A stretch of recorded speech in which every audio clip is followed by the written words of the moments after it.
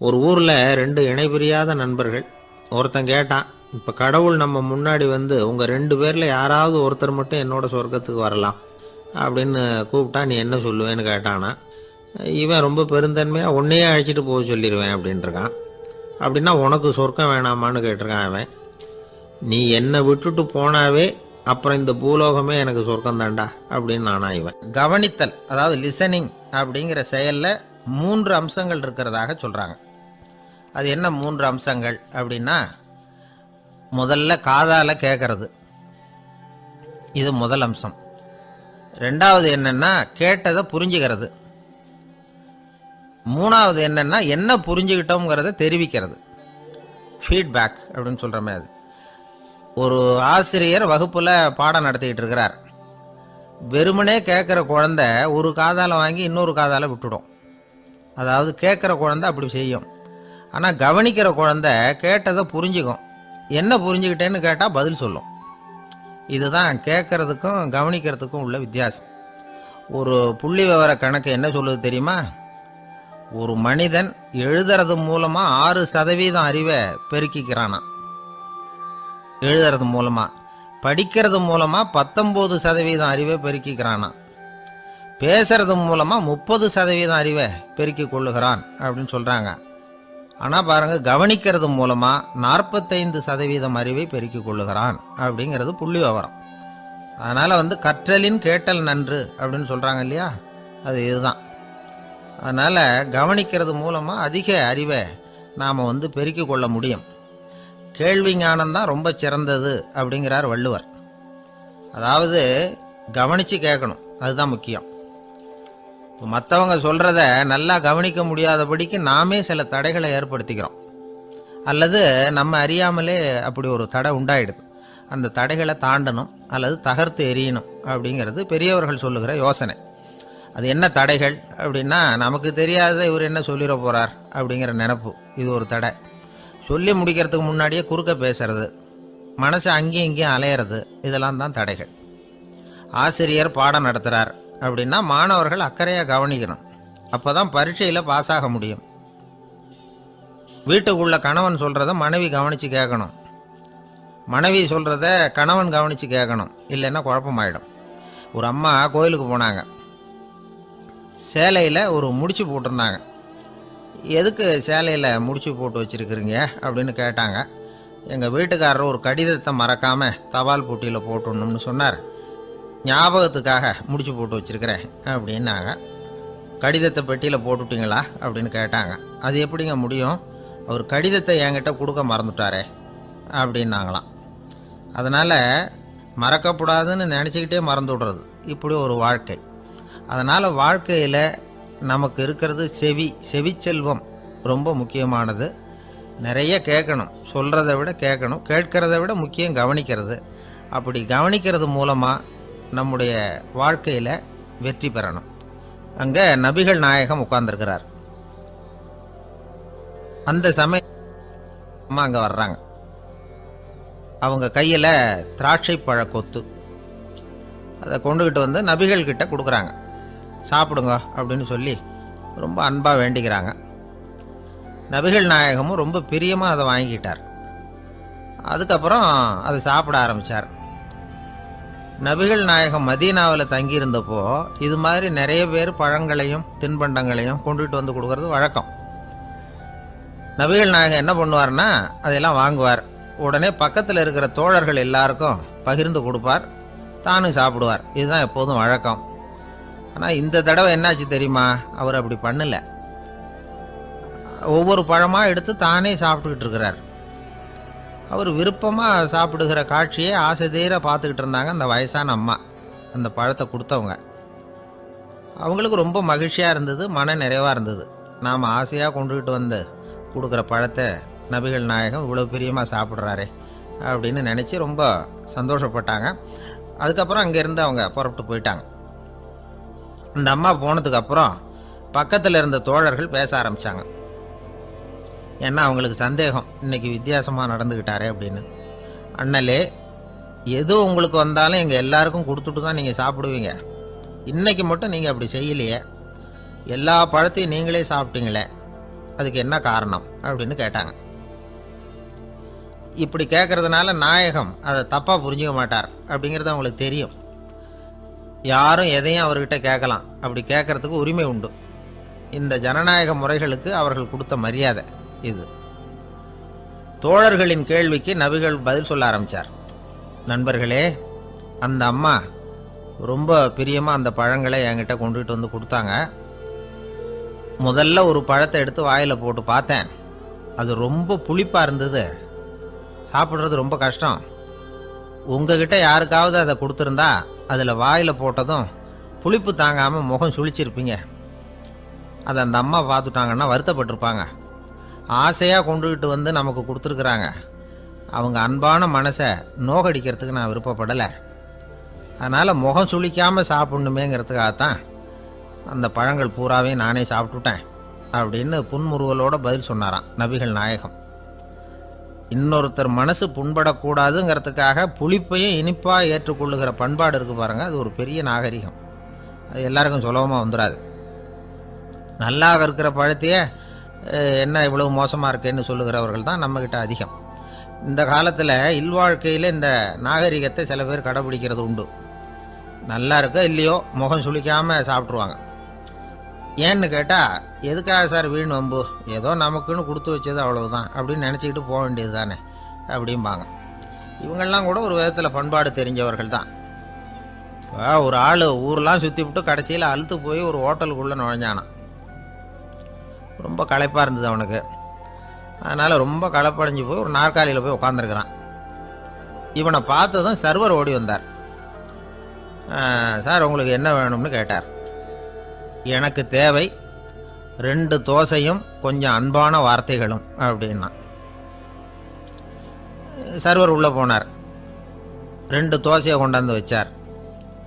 அன்பான வார்த்தை கேட்டனே அப்படின்னா இவன்.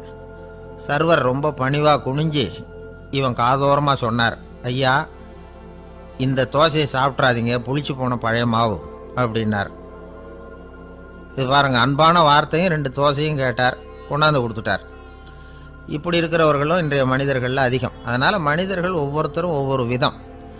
நம்மக்கிட்ட பிரியமாக நடந்துகிறவர்கள் மனம் கோணும்படி நாம் நடந்து கொள்ளக்கூடாது அப்படிங்கிறது தான் நபிகள் நாயகம் அவருடைய செயல் மூலமாக நமக்கு உணர்த்தி இருக்கிற வாழ்வியல் உண்மை. கழுதிய நண்பர்கள் எங்கே போனாலும் சேர்ந்தே போவாங்க வருவாங்க. அப்போது அந்த கழுதை கொஞ்சம் கவலையோடு பேச ஆரம்பிச்சுதான். அதோ பாரு, அங்கே ஒரு புதர் தெரியுது இல்லையா, இந்த புதருக்குள்ளே ஒரு சிங்கம் இருக்குது. அந்த பக்கமாக நான் போகிறப்போ வர்றப்போலாம் அது என்கிட்ட வம்பு வளர்க்குது, தகராறு செய்யுது, என் மேலே பாயுது, என்னை தாக்குது, ஏன்னு தெரியல அப்படின்னுது. இதை கேட்டதும் அந்த குரங்கு சொல்லிச்சு, இனிமேல் கவலைப்படாத, இந்த தடவை நான் உன்னை காப்பாற்றுறேன்னுது. அதுக்கப்புறம் ஒரு நாள் அந்த குரங்கும் கழுதியும் அந்த புதர் பக்கமாக போய்கிட்டு இருந்தாங்க. எதிர்பார்த்தது மாதிரியே நடந்தது. அந்த சிங்கம் எதிரில் வந்தது, கழுதியை பார்த்தது, உடனே அது மேலே பாய ஆரம்பிச்சுட்டுது. அவ்வளவுதான். உடனே இந்த குரங்கு என்ன பண்ணிச்சு தெரியுமா, கிடுகிடுன்னு ஒரு மரத்து மேலே ஏறி உட்காந்துக்கிட்டுது. அங்கே உட்காந்துக்கிட்டு கீழே அந்த கழுதையும் சிங்கமும் போடுற சண்டையை வேடிக்கை பார்க்க ஆரம்பிச்சுட்டுது. கொஞ்ச நேரம் கழித்து அடிபட்ட காயத்தோடு அந்த கழுதை மெதுவாக நடந்து வந்தது. குரங்கும் மெல்ல மரத்தை விட்டு கீழே இறங்குச்சு. இப்போ கழுதை கேட்டுது, என்னை காப்பாத்துறேன்னு சொல்லிவிட்டு காலவாரி விட்டுட்டியே, நீ பாட்டுக்கு மரத்து மேலே ஏறி உட்காந்துக்கிட்டே, அது நியாயமானது. குரங்கு பரிதாபமாக அதை பார்த்துது. நான் மரத்து மேலே இருந்து நீங்கள் 2 பேரும் சண்டை போட்டதை பார்த்துக்கிட்டு தான் இருந்தேன். உன்னோட சத்தம் தான் அதிகமாக இருந்தது, அது நீ சிரிக்கிற மாதிரி எனக்கு கேட்டுது. அதனால் நீ தான் ஜெயிச்சுக்கிட்டு இருக்க போல இருக்கு அப்படின்னு நினச்சுட்டேன்னு. இன்றைக்கி பல பேர் இப்படி தான் இருக்கிறாங்களாம். யார் ஜெயிக்கிறாங்க யார் தோக்குறாங்கங்கிறத முகத்தை பார்த்து கூட கண்டுபிடிக்க முடியறதில்ல. பேசுகிற பேச்சை வச்சு கூட கண்டுபிடிக்க முடியறதில்ல. தோற்கிறவங்க கூட சிரிக்கிற மாதிரி முகத்தை வச்சுக்கிறான். இன்றைய மனிதர்கள்கிட்ட ஏகப்பட்ட முரண்பாடுகள். பொய் முகங்களோட உலவுகிறவர்கள் தான் அதிகம். உண்மை முகம் எங்கே இருக்குது அப்படிங்கிறத புரிஞ்சுக்கிட்டு நண்பர்களை தேர்ந்தெடுக்கணும் அப்படிங்கிறது ஒரு முக்கியமான கருத்து. கடவுள் இந்த உலகத்தை படைச்சுட்டு அதுக்கப்புறமும் கொஞ்ச நாள் இங்கேயே தங்கியிருந்தாராம். அப்போ தான் அவருக்கு ஒரு உண்மை புரிஞ்சுதான், இந்த உலகத்தில் தங்கி இருக்கிறது எவ்வளவு இடைஞ்சல்னு. தினமும் மனிதர்கள் தேடி வந்து ஏதாவது புகார் சொல்லிக்கிட்டே இருந்தாங்களாம். எனக்கு அது வேணும் இது வேணும்னு கேட்டுக்கிட்டே இருந்தாங்களாம். சில பேர் வந்தாங்க, நாங்கள் வந்து விவசாயம் பண்ணுறோம், தண்ணி இல்லாமல் பயிர் காயுது, எங்களுக்கு மழை வேணும் அப்படின்னாங்க. அவங்க போனதும் அதுக்கப்புறம் சில பேர் வந்தாங்க, நாங்கள் வந்து மண்பானை செய்கிறவங்க நிறைய பானை செஞ்சு வச்சுருக்குறோம், மழை பெஞ்சால் எல்லாம் கரைஞ்சி வீணாக போயிடும், அதனால் இன்றைக்கி மழை பெய்யக்கூடாதுன்னாங்க. கடவுள் பார்த்தார், அவருக்கு என்ன பண்ணுறதுன்னே தெரியல, ஏகப்பட்ட குழப்பம், தலையை பிச்சுக்கலாம் போல் இருந்தது, கிட்டத்தட்ட பைத்தியம் பிடிக்கிற அளவுக்கு ஆயிட்டுது. எல்லாருடைய ஆசைகளையும் அவரால் நிறைவேற்ற முடியல, ஏன்னா ஒன்றுக்கு ஒன்று முரண்பாடாக இருந்தது. ஒரு நாள் தன்னுடைய அமைச்சரவையை கூட்டி ஆலோசனை கேட்டார். என்ன செய்யலாம்னு சொல்லுங்கன்னார். இது என்ன பிரமாதம், பேசாமல் இமயமலை அடிவாரத்தில் போய் உட்காந்துங்க, யாரும் தொந்தரவு பண்ண மாட்டாங்கன்னாங்க. அங்கேயும் மனிதர்கள் வர ஆரம்பிச்சுருவாங்களேன்னார் கடவுள். சரி அப்படின்னா சந்திரனில் போயிருந்துக்கலாமேன்னாங்க. அங்கேயும் மனுஷன் குடி வர போகிறான் அப்படின்னார் கடவுள். வெகு தூரத்துக்கு அப்பால் உள்ள நட்சத்திர மண்டலத்துக்கு போயிடலான்னாங்க. இதெல்லாம் நிரந்தர தீர்வாகாது, நிரந்தரமாக இந்த மனிதனுடைய தொல்லையிலேருந்து நான் விடுபடணும், அதுக்கு ஏதாவது வழி சொல்லுங்கன்னார் கடவுள். ஒரு வயசான ஆள் வந்தார். கடவுளுக்கு காதோட காதாக ஒரு வழியை சொன்னார். கடவுளுக்கு முகம் மலர்ந்தது. அதுதான் சரி, அப்படியே செஞ்சுடலான்னார். அந்த ஆள் சொன்ன ரகசியம் என்ன தெரியுமா? மனிதனால் அடைய முடியாத ஒரு இடம் இருக்குது, அது வேற எங்கேயும் இல்லை, அவனுக்கு உள்ளே இருக்குது, அங்கே போய் மறைஞ்சுங்க, அதுக்கப்புறம் மனிதர்களால் உங்களுக்கு தொந்தரவு இருக்காதுன்னார். மனிதன் நினைக்காத இடம் அதுதான். அதாவது உள்ளுக்குள்ளே இருக்கிற உண்மையை புரிஞ்சிக்காம வெளியில் எங்கேயோ அது இருக்கிறதாக நினச்சி வரட்டிக்கிட்டு அலையிறான் மனுஷன். உள்ளே இருக்கிற உண்மை புரிஞ்சா நாம் தன்னம்பிக்கையோடு தலை நிமிர்ந்து வாழலாம். வேடிக்கையாக ஒரு கதை சொல்லுவாங்க. இதை பாருங்கள், நம்ம பையன் எங்கே பணம் வச்சாலும் எடுத்து விட்றான், என்ன பண்ணுறதுன்னாங்க அம்மா. அப்பா கொஞ்சம் நேரம் யோசனை பண்ணார். அதுக்கப்புறம் சொன்னார், அவன் கண்ணில் படாத இடமா நம்ம வீட்டில் இருக்கிறது ஒரே இடம்தான், அங்கே பணத்தை வை திருட்டு போகாதுன்னார். அது எந்த இடம்னு கேட்டாங்க. அதுதான் அவன் பாட புஸ்தகம், அதில் வச்சிரு, அவன் தொடவே மாட்டான். பாட புத்தகத்தை தொடாமல் பரீட்சையில் வெற்றி பெற முடியாது அப்படிங்கிறத புரிஞ்சுக்கணும். உள்ளே இருக்கிற உண்மையை தொடாமல் வாழ்க்கையில் வெற்றி பெற முடியாது. அதனால் உண்மையை புரிஞ்சுக்கிட்டா வாழ்க்கையில் வெற்றி நிச்சயம். அவனுக்கு வயசாயிட்டுது, இந்த கவலை பயம் எல்லாமும் அதிகமாயிட்டுது. மரண பயம், ராத்திரியில் சரியாக தூங்க முடியல, இப்படி ஆயிட்டுது நிலைமை. அந்த அரசன் ஏற்கனவே எப்படின்னா போர்க்களங்களில் எத்தனையோ பேரை ஓட ஓட விரட்டி இருக்கிறான்.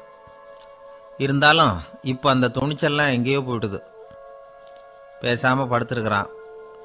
அப்படியே படுத்தாலும் தான் தூக்கம் வர மாட்டேங்குது. என்ன பண்ணலாம்னு யோசித்தான் இந்த மன்னன். உடனே எல்லா அமைச்சர்களையும் கூப்பிட்டான். எனக்கு நிம்மதி இல்லை, எதை நினச்சாலும் பயமாக இருக்குது, எனக்கு ஒரு ஆலோசனை சொல்லுங்க அப்படின்னா. என்ன ஆலோசனை வேணும் அப்படின்னு சொல்லி கேட்டாங்க. எனக்கு ஒரு நெருக்கடியான சந்தர்ப்பம் ஏற்பட்டு போச்சுன்னு வச்சுக்கோங்க. அந்த நேரத்தில் நீங்கள் யாருமே என் பக்கத்தில் இல்லை ஆலோசனை சொல்கிறதுக்கு அப்படின்னா, அந்த சமயத்தில் எனக்கு உபயோகப்படுற மாதிரி ஒரு வாசகம், பொன்மொழி ஏதாவது சொல்லுங்கள். அதை நான் என்னுடைய வைர மோதிரத்துக்கு அடியில் பதிச்சு வச்சுக்கிறேன் அப்படின்னார். தேவைப்படுறப்போ உதவும் அப்படிங்கிறதுனால. அவர் போட்டிருந்த மோதிரமும் அதுக்கு தகுந்த மாதிரியே திறந்து மூடுறது மாதிரி அமைஞ்சிருந்தது. ஏதாவது வாசகம் எழுதுனா உள்ற வச்சுக்கலாம், அதுக்கான வசதி அதில் இருந்தது. அமைச்சர்கள்லாம் யோசனை பண்ணாங்க. இது மாதிரி ராஜா கேட்குறாரு, என்ன வாசகம், அதாவது பொன்மொழி சொல்லலாம் அப்படின்னு எல்லாரும் யோசனை பண்ணாங்க. ஒருத்தருக்குமே சரியாக தோணலை, ஒரே குழப்பமாக இருந்தது. ஏன்னா நெருக்கடியான சமயத்தில் உபயோகப்படுறது மாதிரி ஒரு பொன்மொழி வேணும்னு சொல்லியிருக்கிறார். அப்படி இப்படி யோசித்து பார்த்தா ஒன்றுமே தோணலை.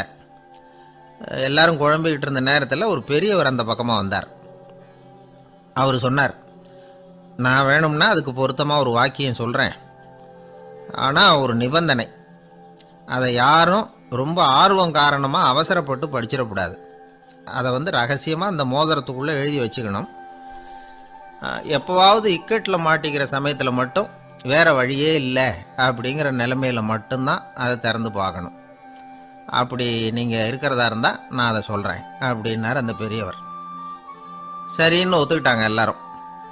அதே மாதிரி அவர் ஒரு வாக்கியத்தை சொன்னார். அவர் சொன்ன வாக்கியத்தை ரகசியமாக மோதிரத்துக்குள்ளே பதிச்சு மூடியாச்சு.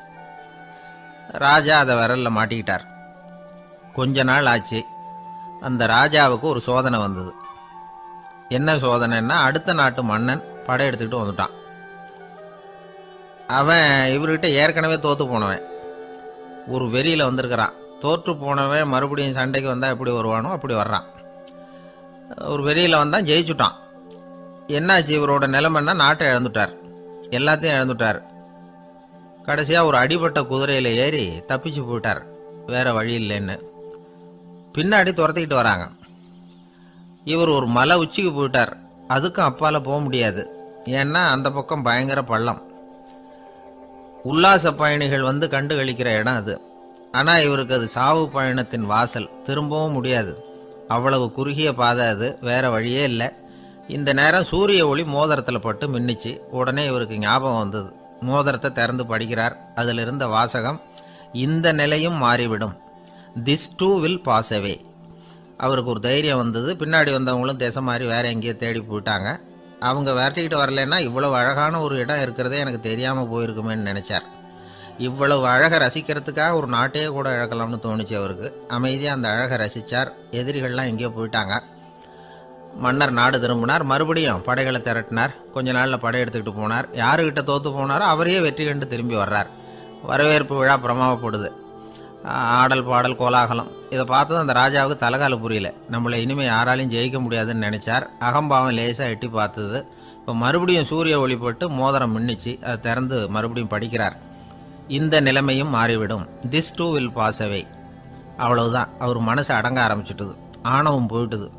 இதிலேருந்து நாம் தெரிஞ்சுக்க வேண்டியது என்னென்னா, எந்த சூழ்நிலையிலையும் நாம் கவலைப்பட வேண்டியதில்லை. ஏன்னா இங்கே எதுவுமே நிரந்தரம் இல்லை. அந்த ராஜா மாதிரியே நம்ம ஆள் ஒருத்தன் ஒரு மோதிரம் போட்டிருந்தான். அதுக்குள்ளே அவன் எழுதி வச்சிருந்த வாசகம், எதுக்கும் கவலைப்படாதே அப்படிங்கிறது தான்.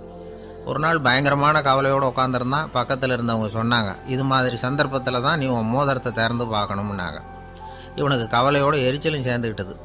அது எப்படி முடியும், இப்போ திருட்டு போனது என்னோட அந்த மோதிரம் தானே அப்படின்னு சொல்லிவிட்டு தலையில் கை வச்சுட்டு உட்காந்துட்டான். இப்படிலாம் சொல்கிறது உண்டு. இருந்தாலும் நாம் எந்த சூழ்நிலையிலையும் கவலைப்பட வேண்டியதில்லை அப்படிங்கிற உண்மையை புரிஞ்சுக்கணும்.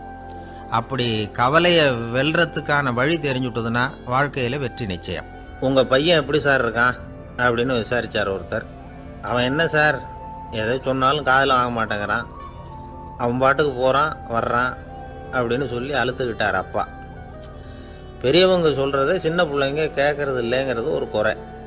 பெரியவங்க சொல்கிறது சின்ன பிள்ளைங்க காதலையே விழறது இல்லைங்கிறது ஒரு குறை. இது கொஞ்சம் சீரியஸான விஷயம், கவனித்து பார்க்கணும். ஒரு குழந்தைக்கு காது சரியாக கேட்குதா இல்லையா அப்படிங்கிறத நாம தான் கவனித்து பார்த்து கண்டுபிடிக்கணும். அதுவாக நம்மக்கிட்ட தவழ்ந்து அப்பா எனக்கு காது கேட்கல, அழைச்சிட்டு போங்க டாக்டர்கிட்ட அப்படின்னுலாம் சொல்லிகிட்டு இருக்காது. அது சரி, ஒரு குழந்தைக்கு காது சரிவர கேட்குதா இல்லையா அப்படிங்கிறத முன்கூட்டியே நாம் தெரிஞ்சுக்கிறது எப்படி? அதுக்கு சில வழி இருக்குது. உங்கள் குழந்தைய கொஞ்சம் அப்படியே கவனித்து பாருங்கள். அடிக்கடி ஜலதோஷம், காதில் அரிப்பு ஏற்படுதா, மூக்கு விரிவாகவும், அப்புறம் டான்சில், அடினாய்டு, சத அழற்சி, இது மாதிரி ஏதாவது இருக்கா? வாயிலிருந்து எச்சில் ஒழுகுதா, குழந்தை வாயினால் சுவாசிக்குதா, பற்கள் முன்னாடி தள்ளி வளருதா, இதெல்லாம் அதுக்கு அறிகுறி. அப்புறம் இந்த VBDF TH இப்படி இந்த ஒலிகள் சேர்ந்த வார்த்தைகளை குழந்தை சரியாக புரிஞ்சுக்காது. இப்போ உதாரணத்துக்கு பட்டுன்னு சொல்லு குழந்தை அப்படின்னீங்கன்னா அது கட்டுன்னு சொல்லும். அதாவது பட்டு சவுண்டை அதால் புரிஞ்சிக்க முடியல. அப்புறம் உங்கள் குழந்தை உங்களை உறக்க பேச சொல்கிறானா, அடிக்கடி கேள்வி கேட்குறானா, சாப்பிட்றப்போ கவனம் இல்லாமல் இருக்கானா, படிப்பில் போதுமான முன்னேற்றம் இல்லையா, வகுப்பில் சரியாக கவனிக்கிறது இல்லையா, இப்படிலாம் இருந்தால் ஆரம்பத்திலேயே டாக்டர்கிட்ட அழைச்சிட்டு போய் சிகிச்சையை ஆரம்பிச்சுடலாம், குணப்படுத்தி விடலாம். குழந்தைக்கு காது சரியாக கேட்கலன்னா நீங்கள் செய்ய வேண்டியது என்ன தெரியுமா? அவனுக்கு காது கேட்கலேங்கிறதுக்காக அவன் முன்னாடி சத்தம் போட்டு பேசக்கூடாது. மெதுவாக சீராக பேசணும், அவனை பார்த்து பேசணும். உங்கள் உதட்டு அசைவுகள் அவனுக்கு உதவும். அதை பார்த்தே புரிஞ்சுக்குவான். நீங்கள் வாயில் வெத்தலை பாக்கு போட்டுக்கிட்டோ புகை பிடிச்சிக்கிட்டோ பேசக்கூடாது. அப்படி பேசினா அவனால் அந்த உச்சரிப்பை சரியாக புரிஞ்சிக்க முடியாது. ஒரு வார்த்தையை சொல்கிறீங்க, அவனுக்கு புரியல அப்படின்னா அதே வார்த்தையை மறுபடியும் சொல்லணும். அவனுக்கு நீங்கள் முதல்ல சொன்ன வார்த்தை புரியலேன்னு நினச்சிக்கிட்டு மறுபடியும் திருப்பி சொல்கிறப்போ அதே அர்த்தம் வரக்கூடிய வேற வார்த்தையை சொல்லக்கூடாது. இப்படிலாம் நடந்துக்கிட்டா அவனுக்கு மன திடத்தை ஏற்படுத்த முடியும். இல்லைன்னா அவனுக்கு தாழ்வு மனப்பான்மை வந்துடும். குழந்தைக்கு காது கோளாறுன்னா ஆரம்பத்திலேயே டாக்டர்கிட்ட அழைச்சிட்டு போனால் போதும், குணப்படுத்தி விடலாம். அப்புறம் பார்த்துக்கலாமே அப்படின்னு அலட்சியமாக இருந்துட்டாதான் கஷ்டம். சில பேர் கோபத்தில் சின்ன பிள்ளைங்க காதை பிடிச்சி திருகிறது உண்டு. இது ரொம்ப தப்பு. காது கையோடு வந்துட்டா என்ன பண்ணுறது? ஒரு வேடிக்கை கதை, அது கதை தான், நிஜமாக நடந்தது இல்லை. அது மாதிரி நடக்கவும் நடக்காது. ஒரு வேடிக்கைக்காக சொல்லப்படுற கதை. அதாவது ஒரு வீட்டில் அப்பா அம்மாவை பார்த்து சொல்லிகிட்டு இருக்கார், இதை பாரு, நாளைக்கு காலையில் என்னை சீக்கிரம் எழுப்பி விட்டுரு, நான் செங்கல்பட்டு வரைக்கும் போயிட்டு வர வேண்டியிருக்கு அப்படின்னாராம். இதை அவங்க பையன் காதில் வாங்கிட்டு இருக்கான். அப்பாவுக்கு சிரமம் வேண்டாமே அப்படின்னு நினச்சி அவனே காலையில் யாருக்கும் தெரியாமல் எழுந்திரிச்சு புறப்பட்டு செங்கல்பட்டுக்கு போட்டான். சாயந்தரமாக திரும்பி வந்தான். அப்பா பையனை காணாமல் அலமோதிக்கிட்டு இருக்கிறார். சாயந்தரமாக பையனை பார்த்ததும் எங்கடா போயிட்டு வந்தேன்னு கேட்டார் கோவமா. செங்கல்பட்டுக்கு போயிட்டு வந்தேப்பா, நீ வேணா அலைய வேண்டாமேன்னு அப்படின்னா. எதுக்கடா போனேன்னு அதட்டினார். அதான்ப்பா, நீ நேற்று அம்மா கிட்ட சொல்லிக்கிட்டு இருந்த, அதை காதில் வாங்கினேன், உனக்காக நான் போயிட்டு வந்தேன் அப்படின்னா. உடனே எந்த காதில் வாங்கினேன் அப்படின்னு சொல்லி காதை பிடிச்சி திருகினார். அந்த காது கையோடு வந்துட்டுது. இது நடந்து கொஞ்ச நாள் கழித்து அந்த அப்பாவும் பையனும் கடத்தெருவில் போய்கிட்டு இருக்கிறாங்க. எதிரில் ஒரு நாய் ஓடி வந்தது. அதுக்கு 2 காதும் இல்லை. என்ன இது, இந்த நாய்க்குட்டிக்கு 2 காதும் இல்லை அப்படின்னாரு அப்பா. அதுக்கு பையன் சொல்கிறான், அப்பா அது 2 தடவை செங்கல்பட்டுக்கு போயிட்டு வந்துருக்கும் அப்படின்னானா. ஒரே ஒரு ஊரில் ஒரு அம்மா இருந்தாங்க. அந்த அம்மாவுக்கு ஒரே ஒரு பிள்ளையாண்டான். அவனுக்கு ரொம்ப அக்கறையோடு கல்யாணம் பண்ணி வச்சாங்க. கல்யாணம் முடிஞ்சதும் மருமக பொண்ணு வீட்டுக்கு வந்து சேர்ந்தது. அப்பாடா, என் கடமை முடிஞ்சது, இனிமே அக்கடான்னு எங்கேயாவது ஒரு மூலையில் படுத்து கிடக்கலாம் அப்படின்னு நினச்சாங்க அந்த அம்மா. ஆனால் நினைக்கிறபடி எங்கே நடக்குது? அதுக்கப்புறம் தான் பிரச்சனையே ஆரம்பமாச்சு. மருமகள் குணம் சரியில்லை, ஒரு மாதிரி. அந்த பொண்ணு வீட்டுக்கு வந்ததுமே முதல் வேலையாக மாமியாரை பார்த்து, அதுதான் நான் வந்துட்டேன்ல, இனிமேல் உங்களுக்கு என்ன வேலைங்க, புறப்பட வேண்டியது தானே, காசி ராமேஸ்வரம்னு எங்கேயாவது போங்க அப்படின்ட்டு தான். மாமியாரை பார்த்தாங்க, கொஞ்சம் யோசனை பண்ணாங்க. இந்த பாருமா, நீ இப்படி சொல்கிறதுக்கு முன்னாடியே வீட்டை விட்டு புறப்படணுங்கிற முடிவுக்கு நான் வந்துட்டேன். வீட்டை மட்டும் இல்லை, இந்த உலகத்தை விட்டே கூட போகிறதுக்கு தயாராக இருக்கிறேன். ஆனால் ஒரே ஒரு விஷயத்துக்காக என் உயிரை கையில் பிடிச்சிக்கிட்டு இருக்கிறேன் அப்படின்னாங்களாம். என்ன விஷயம்னு கேட்டது இந்த மருமக பொண்ணு. வேற ஒன்றும் இல்லை, என் பிள்ளைக்கு கல்யாணம் பண்ணி வச்சுட்டேன். ஒரு பேர புள்ள பிறந்து அதை என் கண்ணால் பார்த்துட்டேன்னா நான் எங்கே வேணும்னாலும் போகிறதுக்கு தயாராக இருக்கிறேன் அப்படின்னாங்களாம் அந்த மாமியார். மாமியார் இப்படி சொல்கிறதுலேயும் நியாயம் இருக்கிறதாக பட்டுது அந்த பொண்ணுக்கு. சரி, அப்படியே இருந்து பார்த்துட்டு போகலாம் அப்படின்னு அனுமதி கொடுத்தது. கொஞ்ச காலத்தில் ஒரு பேரன் பிறந்தான். அந்த அம்மாவும் பேரனை கண்ணால் பார்த்துட்டாங்க. சரி, பேரனை பார்த்தாச்சுல்ல, இனிமேல் புறப்பட வேண்டியது தானே அப்படின்னது மருமக பொண்ணு. மாமியார் பார்த்தாங்க, நீ சொல்கிறது சரிதாம்மா, அதில் ஒன்றும் தப்பு இல்லை. என்னோட பேரன் உங்களை அம்மா அப்பான்னு கூப்பிடுறதை என் காது குளிர கேட்டுட்டு போயிடுறேனே அப்படின்னாங்களாம். சரி, அந்த ஆசையை நிறைவேறட்டும் அப்படின்னு காத்துக்கிட்டு இருந்தாங்க. பேரன் வளர்ந்தான், நடந்தான், பள்ளிக்கூடம் போனால், பெரியவனானா. மருமக பொண்ணு மறுபடியும் மாமியாரை விரட்ட ஆரம்பிச்சுட்டுது, இன்னும் புறப்புள்ளையான்னு. இதை பாருமா, இது வரைக்கும் இருந்துட்டேன். பேரனோட கல்யாணத்தையும் கண்ணால் பார்த்தா தான் இந்த கட்டை வேகும் போல் இருக்குது அப்படின்னு சொல்லி ஒரு மாதிரியாக பேச ஆரம்பித்தாங்க. இதுவும் நியாயமான ஆசையாக தான் படுது அப்படின்னு அது யோசிச்சிருக்கு அந்த பொண்ணு. சரின்னு அதுக்கும் ஒத்துக்கிட்டது. உடனே பேரனுடைய கல்யாணமும் முடிஞ்சது ஒரு வழியாக. இனிமேல் ஒரு நொடி கூட இங்கே இருக்கக்கூடாது, புறப்படுங்க அப்படின்னு மாமியாரை விரட்டிச்சான் அந்த பொண்ணு.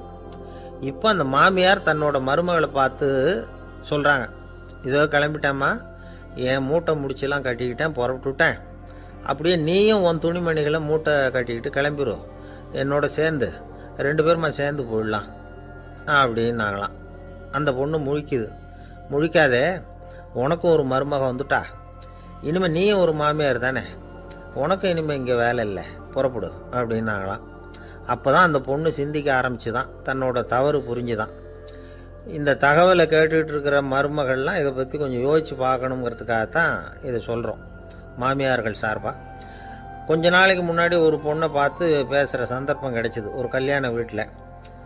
அந்த பொண்ணு சொல்லிச்சு, சார் எனக்கு கல்யாணம் ஆகி 15 வருஷம் ஆகுது, நான் மாமியார்கிட்ட சண்டை போட்டதே இல்லை அப்படின்னு ரொம்ப அடக்கமாக சொல்லிச்சு. அது எப்படிம்மா சாத்தியமாச்சுன்னு கேட்டோம். எனக்கு கல்யாணம் ஆகி 15 வருஷம்தான் ஆச்சு, ஆனால் என் மாமியார் செத்து போய் 20 வருஷத்துக்கு மேலே ஆகிட்டுது அப்படின்னுது. லோகமானிய பாலகங்காதர திலகர் இருந்தார்ல, அவருக்கு 15 வயசுலேயே கல்யாணம் நடந்துதான்.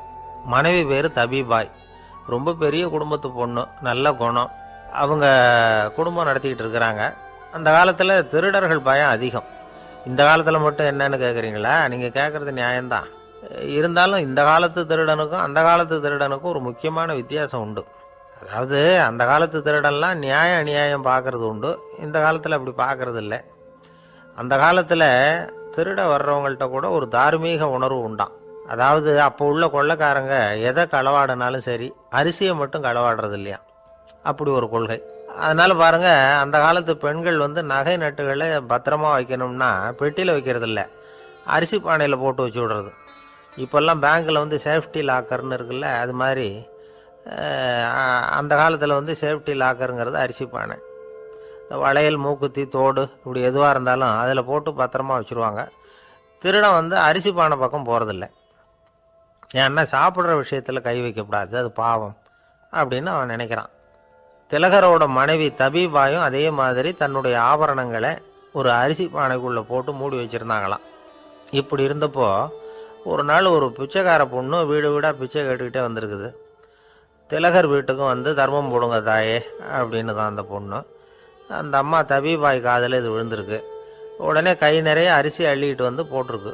பாத்திரத்தில் அரிசியை போட்டதுக்கு அப்புறம் தான் தெரியுது, பளிச்சுன்னு கண்ணில் படுது. அதாவது அந்த அம்மாவோட வைர மூக்குத்தி ஒன்று அரிசியோடு சேர்ந்து அந்த பிச்சைக்கார பொண்ணு பாத்திரத்தில் போய் விழுந்துட்டுது. இந்த அம்மாவுக்கு மனசுக்குள்ளே குழப்பம், என்ன இப்படி ஆகிட்டுதே, மூக்குத்தி போயிட்டுதே, பிச்சை பாத்திரத்துலேருந்து அதை எப்படி எடுக்கிறது அப்படின்னு தயக்கம். வாயை திறந்து அதை கேட்கறதுக்கும் கூச்சம். திண்ணையில் உட்காந்துருந்த திலகர் இவ்வளவையும் பார்த்துக்கிட்டு இருக்கிறார்.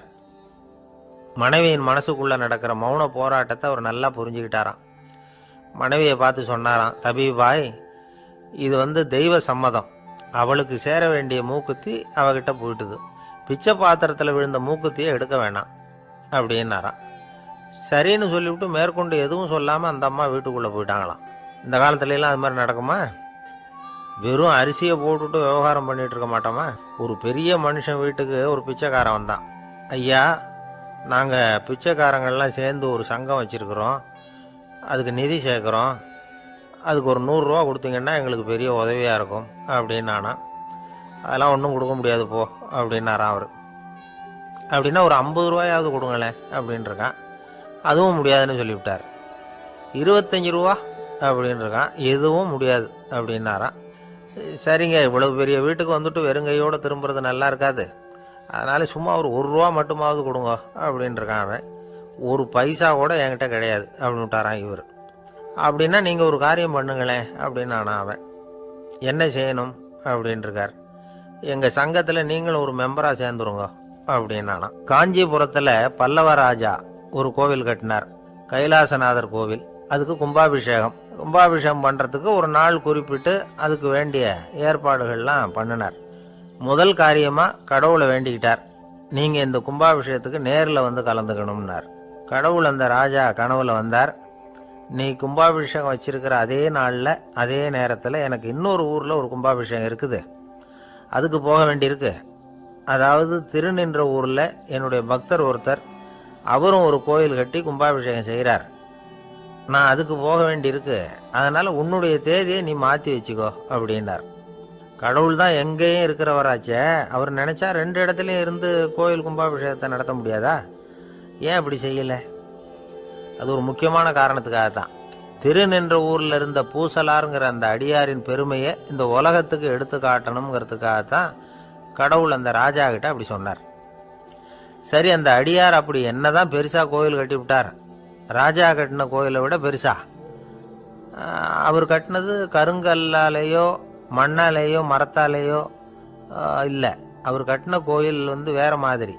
அது மனசால கட்டின கோயில், மனசுக்குள்ளே இருக்கிற கோவில், மனக்கோவில். அந்த அடியார் தன்னோட மனசுக்குள்ளே மாசக்கணக்காக ஒவ்வொரு கல்லாக சேர்த்து கட்டின கோவில். இந்த விஷயம் ராஜாவுக்கு தெரியாது. அவர் என்ன நினச்சுட்டாரு, அது நாம் கட்டின கற்கோயிலை விட ரொம்ப பெருசாக இருக்கும் போல இருக்கு அப்படின்னு நினச்சிட்டார். சரி, அப்பேற்பட்ட அந்த கோயிலை தரிசனம் பண்ணிவிட்டு வருவோம் அப்படின்னு நினச்சி ராஜா திருநின்ற ஊருக்கு போகிறார். அங்கே போய் பார்த்தா கோயிலையும் காணும், ஒன்றையும் காணும். கடைசியில் பூசலார் கட்டின மனக்கோவில் தான் அதுங்கிறத அவர் புரிஞ்சுக்கிறார். உடனே அந்த அடியாரின் காலில் விழுந்து வணங்குறார். அவரோ, இது மனசால முயன்ற கோவில், இதுக்கு இத்தனை பெருமையா அப்படின்னு ஆச்சரியப்படுறார். இதில் ஆச்சரியப்படுறதுக்கு ஒன்றும் இல்லை. ஆண்டவன் விரும்புறது அகபக்தியை தவிர புற தோற்றங்களே அல்ல. இதை நாம் புரிஞ்சுக்கிட்டோம்னா நமக்குள்ள எந்த வேறுபாடுகளும் வர்றதுக்கு வழியே இல்லை. இன்னொரு ராஜா இருந்தார். அவர் ஆண்டவனுக்கு படைக்கிறதுக்காக ஒரு தார் நல்ல செவ்வாழை பழமாக எடுத்துக்கிட்டு போகணும்னு நினச்சார். அதனால் முத நாளே அதை வாங்கிட்டு வர சொன்னார் வேலைக்காரங்கிட்ட. வேலைக்காரன் போனால் கடைத்தெருவில் ஒரு தார் பழம் வாங்கினான். வர்ற வழியில் அவன் குடிசை. அப்படியே எட்டி பார்த்துட்டு போவோமேன்னு நினச்சான். போனான். அங்கே இவனோட குழந்தை பாவம் பசியால் கத்திக்கிட்டு இருக்கு. இவன் பார்த்தான், இவ்வளவு பெரிய தாரில் ஒரு 2 பழம் எடுத்தா தெரியவா போகுது அப்படின்னு நினச்சி ஒரு 2 பழத்தை பிச்சு அந்த குழந்தைகிட்ட கொடுத்தான். அது அதை வாங்கி வயிறார சாப்பிட்டுது. பசி அடங்குச்சு. விளையாட போயிட்டுது. இவன் அதுக்கப்புறம் வாழைப்பழத்தை எடுத்துக்கிட்டு அரண்மனைக்கு வந்தான். 2 பழம் பிச்சிருக்கிறது ராஜாவுக்கு தெரிஞ்சு போச்சு. இவன் உண்மையை சொல்லிவிட்டான். உடனே ராஜா, கடவுளுக்கு படைக்க வேண்டிய பொருளை குழந்தை வந்து எச்சில் பண்ண விட்டுருக்கியே அப்படின்னு சொல்லி அவனை கட்டி வச்சு சாட்டையால் அடித்தார். பாவம். மறுநாள் பழத்தை கோயிலுக்கு எடுத்துகிட்டு போனார். கடவுள் முன்னாடி வச்சார். கடவுள் கண்ணை திறந்து பார்த்தார். பழம்லாம் அழுகி இருக்குது. என்ன இது அழுகி போன பழம் அப்படின்னார். ராஜா முழிச்சார். நல்லா தானே இருந்தது அப்படின்னு நினச்சார். அப்போ கடவுள் அந்த ராஜா கிட்ட சொன்னாராம், இதை பார்ப்பா, இந்த தாரில் 2 பழம் தான் நல்ல பழம். அந்த 2 பழங்களையும் நேற்றுக்கே நான் சாப்பிட்டுட்டேன் அப்படின்னாராம். அப்போ தான் ராஜாவுக்கு புரிஞ்சுது, ஏழை குழந்தையின் பசியை தீர்க்கறதுக்காக உதவுன அந்த 2 பழம்தான் இறைவன் சாப்பிட்ட பழம்னு. இறைவன் இருக்கிற இடம் எது? இதுதான். ஒரு அப்பாவுக்கு 2 பிள்ளைங்க. மூத்தவன் ரொம்ப அடக்கம். அப்பா எது சொன்னாலும் கேட்பான். பெரியவங்களுக்கு கீழ்ப்படிஞ்சு நடப்பான். இளையவன் அப்படி இல்லை. தான் நினச்சதை தான் சொல்லுவான், செய்வான். அடுத்தவங்க சொல்கிறத கேட்க மாட்டான். அடங்கி நடக்க மாட்டான். இந்த 2 பேரில் யாரை வந்து உங்களுக்கு பிடிக்கும்? பெரியவனை தான் பிடிக்கும். ஏன்னா அவன் தான் சொல்கிற பேச்சை கேட்குறவன் அப்படின்னு சொல்லுவீங்க. ஆனால் ஒரு ஞானி என்ன சொல்கிறார் தெரியுமா? ஒரு குழந்தை அதன் அறிவுக்காக மதிக்கப்பட வேண்டுமே தவிர அதனுடைய கீழ்ப்படியும் தன்மைக்காக அல்ல அப்படிங்கிறார். நம்ம குழந்தைகளை வந்து சுயமாக சிந்திக்கிறதுக்கு நாம் விடுறதில்லை. மற்றவங்கள பார்த்து காப்பி அடிக்கிறதுக்கு தான் நாம் அவங்களுக்கு கற்றுக் கொடுக்குறோம். புகழ்பெற்ற மனிதர்கள் சிலருடைய பேரை சொல்லி நீயும் அவர் மாதிரி ஆகணும், இவர் மாதிரி ஆகணும் அப்படின்னு சொல்லிகிட்டே இருக்கிறோம். குழந்தைகள் வந்து தங்களுடைய தனித்தன்மையை வளர்த்துக்கிறதுக்கு நாம் தடையாக இருக்கிறோம். ஒரு குழந்தைகிட்ட அனாவசியமாக வந்து நம்பிக்கையை வளர்த்துடக்கூடாது. எந்த கோட்பாட்டையும் திணிக்கக்கூடாது. நாம் ஏற்கனவே அர்த்தமில்லாத கருத்துக்களையும் கொள்கைகளையும் மனசில் போட்டு நிரப்பி வச்சுருக்கிறோம். இந்த உலகத்துக்கு புதுசாக வந்து சேர்ந்திருக்கிற ஒரு குழந்தையின் தூய்மையான மனசில் நம்ம கருத்துக்களை அறிமுகம் செய்ய அல்லது திணிக்கிறதுக்கு நமக்கு எந்த அதிகாரமும் கிடையாது. ஒரு குழந்தைய நீ இந்த மதத்தை சேர்ந்தவன் அப்படின்னு பிறந்ததுமே ஒரு முத்திரை குத்தி விடுறோம். இது அதோட சுதந்திரத்தை ஆரம்பத்திலேயே கிள்ளி எறிகிறது மாதிரி தான். நீங்கள் ஒரு மதத்தின் வழிமுறைகளை கடைப்பிடிச்சிக்கிட்டு வர்றீங்க, அந்த வழியில் போய்கிட்டு இருக்கிறீங்க, சரி, அதனால் போகிறீங்க. அதுக்காக உங்கள் குழந்தையையும் அதே வழியில் தான் வரணும் அப்படின்னு கட்டாயப்படுத்துறதுக்கு உங்களுக்கு என்ன உரிமை இருக்குது? அந்த குழந்தை சுயமாக சிந்திச்சு ஒரு முடிவுக்கு வரட்டுமே. அதுக்கு நீங்கள் ஏன் தடையாக இருக்கிறீங்க? நமக்கு உண்மையிலேயே நம்ம குழந்தை மேலே அன்பு இருந்தால் இது மாதிரி திணிப்பு வேலைகளை செய்யக்கூடாது. திணிப்பு வேலைகளிலிருந்து குழந்தைகளை காப்பாற்றினா போதும். அதுதான் ரொம்ப முக்கியம். அடுத்த தலைமுறை அற்புதமான தலைமுறையாக உருவாகும். நாம் தான் சாதி மத சங்கடங்களில் மாட்டிக்கிட்டு தவிக்கிறோம். அவங்களாவது சாதி மத வேறுபாடு இல்லாத சமுதாயத்தை பார்க்கட்டுமே, அந்த சௌகரியங்களை அனுபவிக்கட்டுமே. அதுக்கு நாம் என்ன செய்யணும்னா ஒன்றும் செய்யாமல் இருந்தால் போதும். ஒரு குழந்தைகிட்ட நம்ம கருத்தை திணிக்கும் பொழுது என்ன ஆகுது தெரியுமா? அது வந்து அவனை அவங்ககிட்ட இருந்தே அப்புறப்படுத்தி விடுது. அவனுடைய தனித்தன்மையை அழிச்சுடுது. அவனை ஒரு எல்லைக்குள்ளே திணிச்சுடுது. இதெல்லாம் அன்புங்கிற பேரால் பெற்றோர்கள் செய்கிற தப்பு. இதெல்லாம் கேட்டுக்கிட்டு இந்த காலத்தில் அப்பா ஒருத்தர் சொன்னார், நான் கருத்துக்களை எல்லாம் என் பையன்கிட்ட திணிக்கிறது இல்லைங்க, ஆனால் அதிகமாக சாப்பிட சொல்லி கட்டாயப்படுத்துவேன் அப்படின்னார். உங்கள் வீட்டு சமையல் அவ்வளோ நல்லா இருக்குமான்னு கேட்டாங்க. நல்லா இருந்தால் நான் ஏன் அவனை சாப்பிட சொல்லி கட்டாயப்படுத்த போகிறேன் அப்படின்னார். ஒரு ஊரில் ஒரு மன்னன் இருந்தான், கொடுங்கோல் மன்னன். நிறைய தொந்தரவு பண்ணிக்கிட்டு இருந்தான். அவன் ஒரு தடவை என்ன பண்ணான் தெரியுமா? ஒரு தப்பும் பண்ணாத ஒரு இளைஞனை பிடிச்சி ஜெயிலில் அடைச்சுட்டான். அந்த பையனோட சொந்தக்காரங்கள்லாம் ராஜா கிட்ட போனாங்க. அவன் ஒரு தவறும் பண்ணலை, அவனை விடுதலை பண்ணுங்க அப்படின்னு கெஞ்சி கேட்டுக்கிட்டாங்க. மன்னன் வந்து யோசனை பண்ணான். அந்த இளைஞனை கூப்பிட்டுக்கிட்டு வர சொன்னான். அவனை கொண்டாந்து ராஜா முன்னாடி நிறுத்தினாங்க. இதை பாருப்பா, உன்னை நான் விடுதலை பண்ணுவேன், ஆனால் ஒரு கண்டிஷன். அந்த நிபந்தனையை நீ நிறைவேற்றினா உனக்கு விடுதலை அப்படின்னா மன்னன். சரின்னு ஒத்துக்கிட்டான் பையன். மன்னன் வந்து கண்டிஷன் என்னங்கிறத சொன்னான். உங்ககிட்ட ஒரு செம்மறி ஆட்டை கொடுக்க போகிறேன். 1 மாதத்துக்கு அதுக்கு தேவையான தீனியையும் கொடுக்க போகிறேன். 1 மாதம் கழித்து அந்த ஆட்டை வந்து எடை போட்டு பார்ப்பேன். அந்த ஆட்டின் எடை கொஞ்சம் கூட கூடி இருக்கக்கூடாது. எடை கூடி இருந்தால் உனக்கு விடுதலை கிடையாது. என்ன சொல்கிற அப்படின்னா. பையனுக்கு ஒன்றும் புரியல, பயமாக போயிட்டுது. குழம்பிக்கிட்டே நின்றுக்கிட்டு இருக்கிறான். சரி, ஒரு நாள் டைம் தரேன், நல்லா யோசனை பண்ணி பார்த்துட்டு நாளைக்கு உன் முடிவை சொல்லு அப்படின்னா மன்னன். பையன் கவலையோடு வெளியில் வந்தான். அங்கே ஒரு பெரியவர் நின்றுக்கிட்டு இருந்தார். அவர்கிட்ட விஷயத்தை சொன்னான். அந்த பெரியவர் இந்த பையனுக்கு காதோட காதாக ஒரு வழியை சொல்லி கொடுத்தார். அதை கேட்டதும் பையன் மறுபடியும் மன்னன் முன்னாடி வந்து நின்னா. உங்கள் நிபந்தனையை ஏற்றுக்கிறேன்னு சொன்னான். மன்னன் வந்து ஒரு ஆட்டுக்குட்டியையும் அதுக்கு 1 மாதத்துக்கு தேவைப்படுற தீவனத்தையும் கொடுக்கும்படியாக உத்தரவு போட்டான். கொடுத்தாங்க. ஓடிட்டு போயிட்டான். 1 மாதம் தினமும் தவறாமல் அந்த தீவனத்தை ஆட்டுக்குட்டிக்கு போட்டுக்கிட்டு இருக்கிறான். 1 மாதம் கழித்து அந்த ஆட்டை வந்து அரண்மனைக்கு ஓட்டிகிட்டு போனான்.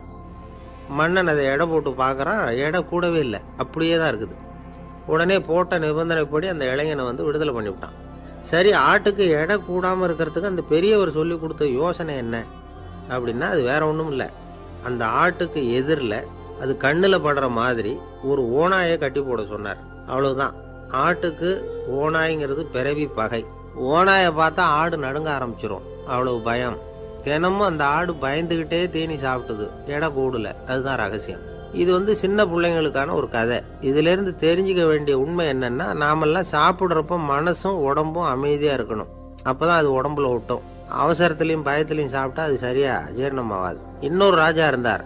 அவரும் ஒரு இளைஞனை ஜெயிலில் அடைச்சி விட்டார். விடுதலை பண்ணணும்னா ஒரு கண்டிஷன்னார். என்னன்னு கேட்டான். ஒரு ஆட்டுக்குட்டியை அவன் முன்னாடி கொண்டாந்து நிறுத்துவேன், நீ அதுக்கிட்ட ஒரு கேள்வி கேட்கணும், அதுக்கு சரியான பதிலை சொல்லணும். அப்படி செஞ்சுட்டா உனக்கு விடுதலைன்னார். இளைஞன் யோசனை பண்ணி பார்த்தான். சரின்னு ஒத்துக்கிட்டான். அது பிரகாரமே ஆட்டுக்குட்டியை பதில் சொல்ல வச்சுட்டான். என்ன நடந்தது தெரியுமா? ஆட்டுக்குட்டியை கொண்டாந்து நிறுத்தினாங்க. இவன் மெதுவாக அதுக்கிட்ட போனான். அது காதுகிட்ட போய் ஏப்ரலுக்கு அடுத்த மாதம் என்ன மாதம்னு கேட்டான். அது உடனே மேன்னு கத்திச்சு. இவன் விடுதலை ஆயிட்டான். ஒரு நாள் ராமர் அரசவையில் உட்கார்ந்துருக்கிறார். ராமராஜ்யம் நடந்துக்கிட்டு இருந்த நேரம். அந்த சமயத்தில் ஒரு நாய் வந்து அரச சபைக்கு வந்துதான். அது தலையில் அடிபட்டு ரத்தம். அந்த கோலத்தில் அது அங்கே வந்தது. எல்லாரும் ஆச்சரியமாக அதை பார்த்தாங்க. ராமரும் அந்த நாயை பார்த்தார். நீங்கள் வந்த காரியம் என்ன, என்ன நடந்தது, எதுவாக இருந்தாலும் பயப்படாமல் சொல்லு அப்படின்னார். உடனே அந்த நாய் மெதுவாக சொல்ல ஆரம்பிச்சுதான். ஐயா, நான் தெருவில் போய்கிட்டு இருந்தேன். வழியில் ஒருத்தர் வந்தார். அவர் வேத சாஸ்திரம்லாம் படித்த பெரியவர். அவர் எந்த காரணமும் இல்லாமல் அவர் கையில் வச்சிருந்த குச்சியால் என் தலையில் அடிச்சுட்டார். அதுதான் தலையில் ரத்தம். இதை நீங்கள் விசாரித்து தகுந்த தீர்ப்பு வழங்கணும் அப்படின்னு தான் அந்த நாய். ராமர் பார்த்தார். உடனே தன்னுடைய காவலர்களை அனுப்புனார். அந்த ஆளை எங்கே இருந்தாலும் போய் கொண்டுகிட்டு வாங்க அப்படின்னு விட்டார். காவலர்கள் போனாங்க. அந்த ஆளை பிடிச்சி கொண்டு வந்துட்டாங்க. அரண்மனைக்கு வா அப்படின்னு சொல்லி கூப்பிட்டுட்டு வந்துட்டாங்க. என்ன நடந்ததுன்னு விசாரித்தார் ராமர். அதுக்கு அந்த ஆள் சொன்னார். நான் வந்து வீதி வழியாக வந்துக்கிட்டு இருந்தேன். குறுக்க இந்த நாய் வந்தது. நான் அவசரமாக போய்கிட்டு இருந்தேன். இது எனக்கு வழி விடாமல் குறுக்க பூந்து இடைஞ்சல் பண்ணிச்சு. எனக்கு கோபம் வந்துட்டுது. அதனால் அடிச்சுட்டேன். வேத சாஸ்திரம் படித்த நான் என் வசம் இழந்து கோபப்பட்டது பெரிய தப்பு தான். அதை நான் ஒத்துக்கிறேன். குற்றத்தை ஒப்புக்கொள்கிறேன். எனக்கு என்ன தண்டனை கொடுக்கணுமோ அதை கொடுங்க, ஏற்றுக்கிறேன் அப்படின்னு விட்டார். சரி, இப்போ அந்த ஆளுக்கு தண்டனை கொடுக்கணும். என்ன தண்டனை கொடுக்கறது யோசனை பண்ணார் ராமர். அதையும் அந்த நாய்கிட்டே கேட்டார். நீயே சொல்லு, என்ன தண்டனை கொடுக்கலாம் இவருக்கு அப்படின்னார். இதுக்கு அந்த நாய் என்ன சொல்லிச்சு தெரியுமா? இவரை ஏதாவது ஒரு கோயிலுக்கு தர்மகர்த்தாவாக நியமனம் பண்ணிவிடுங்க, அதுதான் இவருக்கு சரியான தண்டனை அப்படின்னுது. இதை கேட்டதும் ராமர் முகத்தில் புன்னகை. ஆனால் அங்கே இருந்த மற்றவங்களுக்கெல்லாம் ஆச்சரியம். அது எப்படி தப்பு செஞ்சவங்களுக்கு தண்டனை கொடுக்கறது தானே நியாயம், அதை விட்டுட்டு தர்மகர்த்தா பதவியை கொடுக்க சொல்லுது இந்த நாய் அப்படிங்கிற ஆச்சரியம். இந்த சந்தேகத்தை அந்த நாய்கிட்டே கேட்டாங்க அங்கே இருந்தவங்க. இதுக்கு அந்த நாய் பதில் சொல்லிச்சான். நான் போன பிறவியில் ஒரு கோயிலுக்கு தர்மகர்த்தாவாக இருந்தேன். எவ்வளவோ கவனமாக எச்சரிக்கையாக தான் என்னுடைய கடமைகளை எல்லாம் செஞ்சுக்கிட்டு வந்தேன். அப்படி இருந்தாலும் சில சமயங்களில் என்னையும் மீறி கோயில் செல்வத்தை நான் அனுபவிக்கிறதுக்கு காரணமாயிட்டேன். ஒரு கோவிலுக்கு தர்மகர்த்தாவாக இருக்கிறவங்க எப்படியும் இந்த பாவத்திலேருந்து தப்பிக்கிறது கஷ்டம். அதனால தான் நான் இந்த பிறவியில் நாயாக பிறந்து இப்படி கஷ்டப்படுறேன். இதே நிலைமை இந்த ஆளுக்கும் ஏற்படணும் அப்படிங்கிறதுக்காக தான் அவரையும் ஒரு கோயிலுக்கு தர்மகர்த்தாவை நியமிக்கும்படி கேட்டுக்கிட்டேன் அப்படின்னு தான் இந்த நாய். இதிலேருந்து என்ன தெரியுது? எந்த பதவியில் நாம் இருந்தாலும் நமக்கு தெரியாமல் கூட அதை தவறாக உபயோகப்படுத்தக்கூடாதுங்கிறத இதிலேருந்து புரிஞ்சுக்கணும். இல்லைன்னா அடுத்த பிறவியில் நாயாக பிறந்து எங்கேயாவது போய் வாழை ஆட்டிகிட்டு நிற்க வேண்டியது தான். கோவில் வாசலில் 2 நாய் பேசிக்கிட்டு இருந்து தான், போன ஜென்மத்தில் நான் மனுஷனாக தான் இருந்தேன். ஒரு கோவில் பூசாரி பேச்சை கேட்டுவிட்டு அவரோட கூட்டு சேர்ந்துக்கிட்டு ஆண்டவன் போட்டிருந்த நகையெல்லாம் அபகரித்து என்கிட்ட கொடுத்தாரு அவர். நான் எடுத்துகிட்டு வந்துட்டேன். திருடினது அந்த ஆள் தான், எடுத்துக்கிட்டு வந்தது தான் நான். இருந்தாலும் நான் மட்டும் நாயாக பிறந்துட்டேன். இப்போ மட்டும் அந்த பூசாரி என்கிட்ட மாட்டினா கடித்து குதறி விடுவேன் அப்படின்னு தான். அவசரப்பட்டு அப்படி செஞ்சுடாதே. பதிலுக்கு அவரும் உன்னை திருப்பி கடித்தாலும் கடிச்சிருவார். ஏன்னா அவரும் இப்போ ஒரு நாயாக தான் பிறந்திருக்கிறார் அப்படின்னு தான் இன்னொன்று. அது எப்படி உனக்கு தெரியும்னு தான் இது. நான் தானே அது அப்படின்னு தான் அந்த நாய். கணவன் மனைவி அன்பாக இருக்கணும், ஒருத்தர் நல்லா புரிஞ்சுக்கணும், விட்டு கொடுக்குற மனப்பான்மை வேணும். அதுதான் ஒரு நல்ல குடும்பம். இன்றைக்கி பல குடும்பங்களில் அர்த்தமில்லாத சண்டைகள் தான் அதிகம். கிராமப்புறங்களில் வேடிக்கையாக ஒரு கதை சொல்லுவாங்க. ஒரு ஊரில் ஒரு ஆள் இருந்தான், வேலை வெட்டி இல்லாமல் சும்மாவே இருந்தான். அவனுக்கு கல்யாணம் பண்ணி வச்சாங்களாம். மனைவி சேர்ந்தா. சும்மாவே உட்காந்துருக்கிறியே, ஏதாவது சம்பாதிக்கிற வழியை பாரு அப்படின்ட்டுருக்கா. அதுக்கு தான் யோசனை பண்ணிகிட்டு இருக்கிறேன், ஒரு அருமையான ஐடியா அப்படின்னு நானா. என்ன அது சொல்லு அப்படின்ட்டுருக்கா. அவள் ஒரு ஆட்டுக்குட்டி வாங்க போகிறேன்ருக்கான். அதை வாங்கி என்ன பண்ண போகிறேன்னா, அந்த குட்டி வளரும், பெருசாகும், அதுக்கப்புறம் அது நிறைய குட்டி போடும் அப்படின்ட்டுருக்கான். சரி, அப்புறம் என்ன, அதையெல்லாம் சந்தையில் கொண்டுட்டு போய் விற்றுவிட்டு அந்த காசுக்கு ஒரு எருவு மாடு வாங்கலாம். சரி, அது எதுக்கு? எருவு மாடு நிறைய பால் கொடுக்கும், அதை கொண்டுகிட்டு போய் பால் பண்ணையில் கொடுப்பேன், அல்லது நானே விற்றுருவேன், கை நிறைய காசு கிடைக்கும். அதுக்கப்புறம் ஒரு பசுமாடு வாங்குவேன், பாலையும் விற்கலாம், நாமளும் காய் போட்டு சாப்பிட்லாம் இப்படிலாம் சொல்லியிருக்கான். அப்போ அந்த பொண்ணு சொல்லிச்சான், அடுத்த தெருவில் இருக்கிற எங்கள் அம்மா வீட்டுக்கும் கொஞ்சம் பால் கொடுத்து அனுப்பலாம் அப்படின்ட்டுருக்கான் அந்த பொண்ணு. இந்த இடத்துல கணவனுக்கு கோவம் வந்துட்டுது. அது எப்படி உங்கள் அம்மா வீட்டுக்கு எதுக்கு கொடுக்கணும், அதெல்லாம் முடியாதுன்றிருக்கான். இந்த இடத்துல சண்டை ஆரம்பமாயிட்டுது. கொஞ்ச நேரத்தில் 2 பேரும் சத்தம் போட ஆரம்பிச்சிட்டாங்க. கடுமையான சண்டை நடக்கிறத பக்கத்து வீட்டுக்காரன் காதில் வாங்கினான். அவன் ஓடியாந்தான்.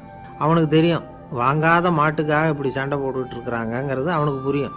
அவன் ஓடி சொன்னான், ஏண்டா உன்னோட பசுமாட்டை ஒழுங்காக கட்டி போடக்கூடாதான்ருக்கான். என்னடா சொல்கிறேன்னா, இவன் உன் மாடு என் தோட்டத்தில் மேய்ஞ்சுட்டுது, பயிரெலாம் நாசமாயிட்டுது, 10,000 ரூபா அளவுக்கு சேதம், அதை வாங்கிட்டு போகிறதுக்கு தான் வந்தேன், குடுறா 10,000 நானா. இவன் அரண்டு போயிட்டான். அப்புறம் சொன்னான், டேய் நான் இன்னும் மாடே வாங்கலையே, அதுக்குள்ளே அது எப்படிடா உன் தோட்டத்தில் மேயும், என்னடா உளர்றேன்ருக்கான். நீ தாண்டா இப்போ உளறிக்கிட்டு இருக்க, மாடே வாங்கலை, அதுக்குள்ளே எப்படிடா உன்னுடைய மனைவி அவங்க அம்மா வீட்டுக்கு பால் கொடுத்து அனுப்ப முடியும் அப்படின்னு அவன் கேட்டானா. நம்மளுக்கு இப்போ தான் புத்தி வந்துதான், அர்த்தமே இல்லாத சண்டை போட்டுக்கிட்டு இருக்கிறோம் அப்படிங்கிறத அவன் புரிஞ்சுக்கிட்டானான். இது நம்ம முன்னோர்கள் சொல்லியிருக்கிற ஒரு கதை. சண்டையில் தான் அர்த்தம் இல்லையே தவிர கதையில் அர்த்தம் உண்டு. அதாவது இல்லாத விஷயங்களுக்காக சண்டை போட்டுக்கிட்டு இல்லறத்தை வீணாக்கிக்கிட்டு இருக்கிற மனிதர்கள் இன்றைக்கு நிறைய பேர் இருக்கிறாங்க. ஒருத்தன் தன்னுடைய மனைவியை பற்றி மாமனார்கிட்ட புகார் சொன்னானா, மாமா உங்கள் பொண்ணு அர்த்தமில்லாத சண்டை போடுறா, எதுக்கு எடுத்தாலும் எடுத்தெறிஞ்சு பேசுகிறா அப்படின்ட்டுருக்கான். நீ எப்படி மாப்பிள்ளை அதை சமாளிக்கிற அப்படின்னு கேட்டிருக்காரு அவர். அவள் எடுத்தெறியறது என் மேலே படாமல் ஒதுங்கி நின்றுக்கிறேன் அப்படின்னு நானா. இவன் ஒரு சிகை அலங்கார கூடம், ரொம்ப சுறுசுறுப்பாக எல்லாரும் வேலை செஞ்சுக்கிட்டு இருக்கிறாங்க.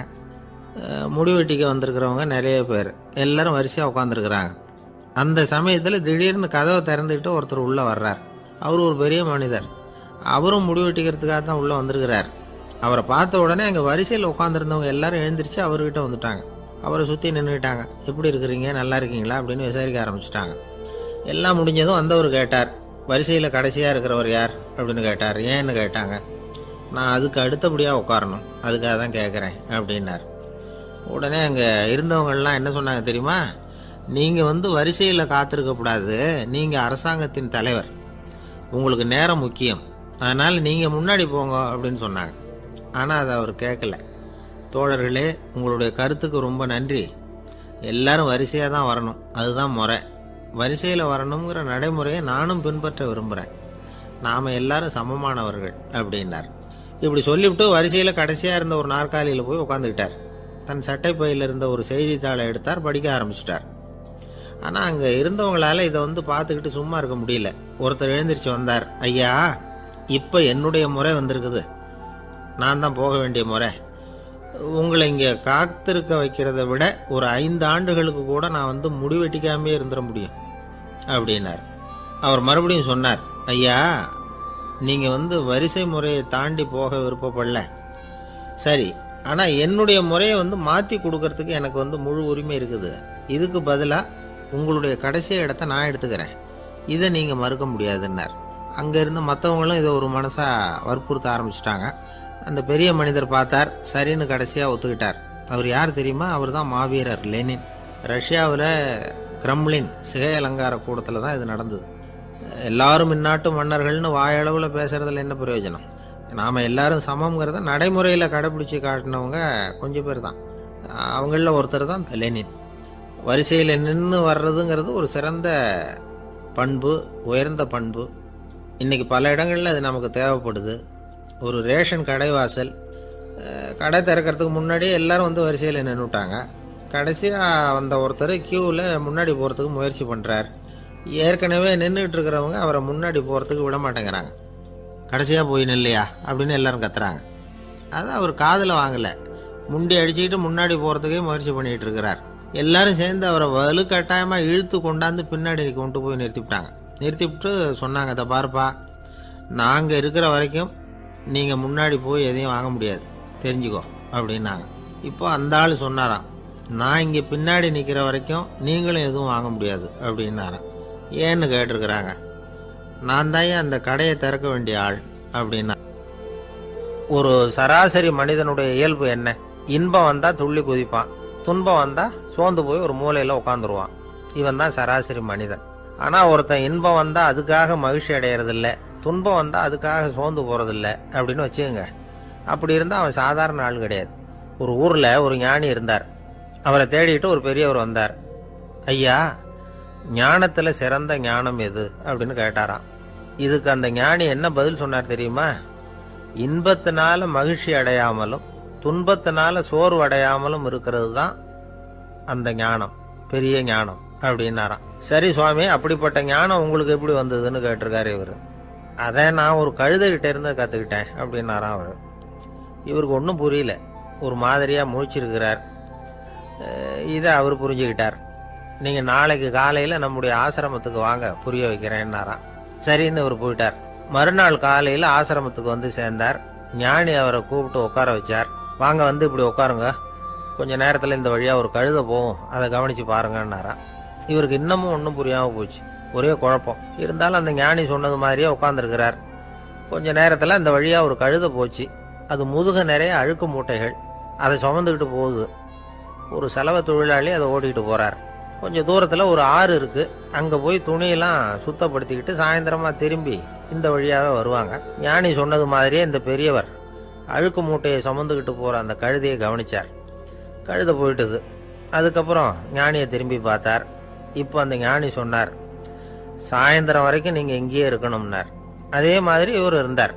சாயந்தரமாக அந்த ஞானி சொன்னார், ஐயா, இப்போ கொஞ்ச நேரத்தில் அந்த கழுதை இந்த வழியாக திரும்பி வரும், அதையும் கவனித்து பாருங்கன்னார். இவரும் கவனித்து பார்க்குறார். கழுதை வந்தது. அது முதுகில் சலவை செய்யப்பட்ட துணி மூட்டை, அது பாட்டுக்கு சுமந்துக்கிட்டு போய்கிட்டு இருக்குது. பெரியவருக்கு ஒன்றும் புரியல, பொறுமை இழந்துட்டார். சரி சுவாமி, இந்த கழுதைக்கும் உங்கள் ஞானத்துக்கும் என்ன சம்பந்தம் அப்படின்னார். இப்போ அந்த ஞானி விளக்கினார். ஐயா, இந்த கழுதை இதே மாதிரி தினமும் காலையில் அழுக்கு மூட்டைகளை சுமந்துக்கிட்டு ஆற்றுக்கு போகுது, மாலையில் வெண்மையான சுத்தமான துணிகளை சுமந்துக்கிட்டு திரும்பி ஊருக்கு போகுது. காலையில் இது போகும்பொழுது முதுகில் அழுக்கு மூட்டைகளை சுமந்துக்கிட்டு போகிறோமேங்கிற வருத்தமும் அதுக்கு கிடையாது. சாயந்தரம் திரும்பி வரும்பொழுது சுத்தமான துணிகளை சுமந்துக்கிட்டு வர்றோமேங்கிற மகிழ்ச்சியும் அதுக்கு இல்லை. இதை பார்த்து தான் நானும் அது மாதிரி ஞானத்தை கற்றுக்கிட்டேன் அப்படின்னாராம். அதனால் யார் கற்றுக் கொடுக்குறாங்க அப்படிங்கிறத விட எதை கற்றுக்கிறோம் அப்படிங்கிறது தான் முக்கியம். ஒரு சினிமா பார்க்குறோம், ஒரு அருவி கொட்டுறது மாதிரி காட்சி வருது, தண்ணீர் வழியுது. படம் முடிஞ்சதும் பார்த்தீங்கன்னா அந்த திரை என்ன நனைஞ்சு போயா இருக்கும். ஒரு தீப்பிடிச்சு எரியிற காட்சியை சினிமாவில் பார்க்குறீங்க, காட்சி முடிஞ்சதும் அந்த வெண் திரையே கருகி போயா இருக்கும். படத்தில் வர்ற தண்ணீரும் நெருப்பும் அந்த திரையை பாதிக்கிறது இல்லை. நாம் அந்த திரை மாதிரி இருக்கிறதுக்கு கற்றுக்கணுமா. அந்த பக்குவம் வந்துவிட்டதுன்னா இன்பமும் துன்பமும் நம்ம எதுவும் செய்யாது. ஒரு சினிமாவை பார்க்குற வரைக்கும் சிரிக்கலாம், அழலாம். பார்த்துட்டு வெளியில் வரும்பொழுது அழுதுகிட்டே வரக்கூடாது. ஒருத்தர் வந்தார், அப்படி படம் முடிஞ்சு வெளியில் வரும்பொழுது அருவி மாதிரி கண்ணீர் சிந்திக்கிட்டே வரார். ஏன் சார் படம் அவ்வளவு சோகமா அப்படின்னு கேட்டார். இன்னொருத்தர், இல்லை சார் கூட்டம் ரொம்ப குறைச்சல் சார், மொத்தம் படம் பார்க்க வந்தவங்களே 15 பேர் தான் சார் அப்படின்னார் கண்ணீரை தொடச்சிக்கிட்டே. அதுக்கு நீங்கள் ஏன் சார் அழறீங்கன்னு கேட்டார் அவர். இந்த படத்தோட தயாரிப்பாளரே நான் தான் சார் அப்படின்னாரா இவர். நமக்கு முன்னாடி நமக்கு வேண்டிய ஒருத்தர் ஒரு கிளாஸில் நமக்கு பழச்சாறு கொண்டாந்து வைக்கிறாருன்னு வச்சுக்கோங்க. உடனே நாம் என்ன பண்ணுவோம்? எடுத்து கிடுகிடுன்னு சாப்பிட்ருவோம், அடுத்தவங்க யாரும் வர்றதுக்குள்ள. அதை விட்டுட்டு அதை கொண்டாந்து வச்சவர்கிட்டயே அதோட விலை என்ன அப்படி இப்படின்னு நான் கேட்டுக்கிட்டு இருப்போம். நாம் கேட்க மாட்டோம். ஆனால் காந்திஜி அப்படி கேட்டாராம். எப்போ தெரியுமா? 1935. அந்த வருஷம் மே மாதத்தில் ஒரு நாள் காந்திஜி டெல்லியில் இருக்கிறார். அப்போ அவருக்கு 2 டம்ளர் மாம்பழச்சாறு கொண்டாந்து கொடுக்குறாங்க. அதை வாங்குறார். இதோட விலை என்ன அப்படின்னு கேட்டார் காந்திஜி. யாருக்கிட்ட கேட்டாருன்னா மனுபென் காந்திகிட்ட கேட்குறார். அவங்க தான் கொண்டாந்து கொடுக்குறாங்க. காந்திஜிக்கு உதவி செய்யறதுக்காக அவர் கூடவே இருந்தவங்க அவங்ககிட்ட தான் கேட்குறாரு. காந்திஜி சும்மா வேடிக்கைக்காக இப்படி கேட்குறாருன்னு நினச்சிட்டாங்க அந்த அம்மா. அதுவும் இல்லாமல் அதோட விலையை கேட்டால் காந்திஜி நிச்சயமாக அதை சாப்பிட மாட்டார் அப்படிங்கிற பயம் வேற. அதனால் அந்த அம்மா பதில் எதுவும் சொல்லாமல் கம்முன்னு இருந்துட்டாங்க. கொஞ்ச நேரம் ஆச்சு. அந்த பழச்சாறு வச்ச இடத்துல அப்படியே இருக்குது, வச்ச இடத்துல வச்சபடியே இருக்குது. காந்திஜி அதை சாப்பிடவே இல்லை. மனுபென் காந்தி பார்த்தாங்க. மெதுவாக காந்திஜி கிட்ட போய் அதை சாப்பிடுங்களேன் அப்படின்னாங்க. பழச்சாறு விலை என்னன்னு கேட்டேன், அதுக்கு பதில் இல்லை. அது முதல் தப்பு. பதிலை எதிர்பார்த்திருந்தும் அதை பற்றி விசாரிக்கலை, அது 2வது தப்பு. இப்படி 2 தப்புகளை பண்ணிவிட்டு என்கிட்ட இதை சாப்பிடுங்கன்னு சொன்னால் அது எப்படி அப்படின்னு கேட்டாராம் காந்திஜி. மனுபென் காந்தி என்ன சொல்கிறதுன்னு தெரியாமல் திகைச்சு போய் நின்றுக்கிட்டு இருந்தாங்க. காந்திஜி தொடர்ந்து சொன்னாராம், இப்போ என் முன்னாடி வச்சிருக்கிற இந்த பழச்சாறு விலை சுமாராக ஒரு அரை ரூபாயாவது இருக்கும்.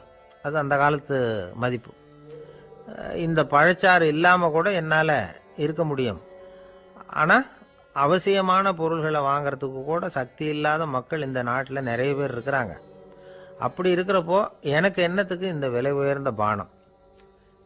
இதை இப்போ நான் சாப்பிட்டா என் உடம்பு வேணும்னா ஆரோக்கியமாகலாம், ஆனால் என் மனசு அமைதி அடையாது. எனக்கு என்னுடைய உடல் ஆரோக்கியத்தை விட மன ஆரோக்கியம்தான் முக்கியம். அதனால் இதை நான் சாப்பிட மாட்டேன், எடுத்துகிட்டு போயிடு அப்படின்னாராம்.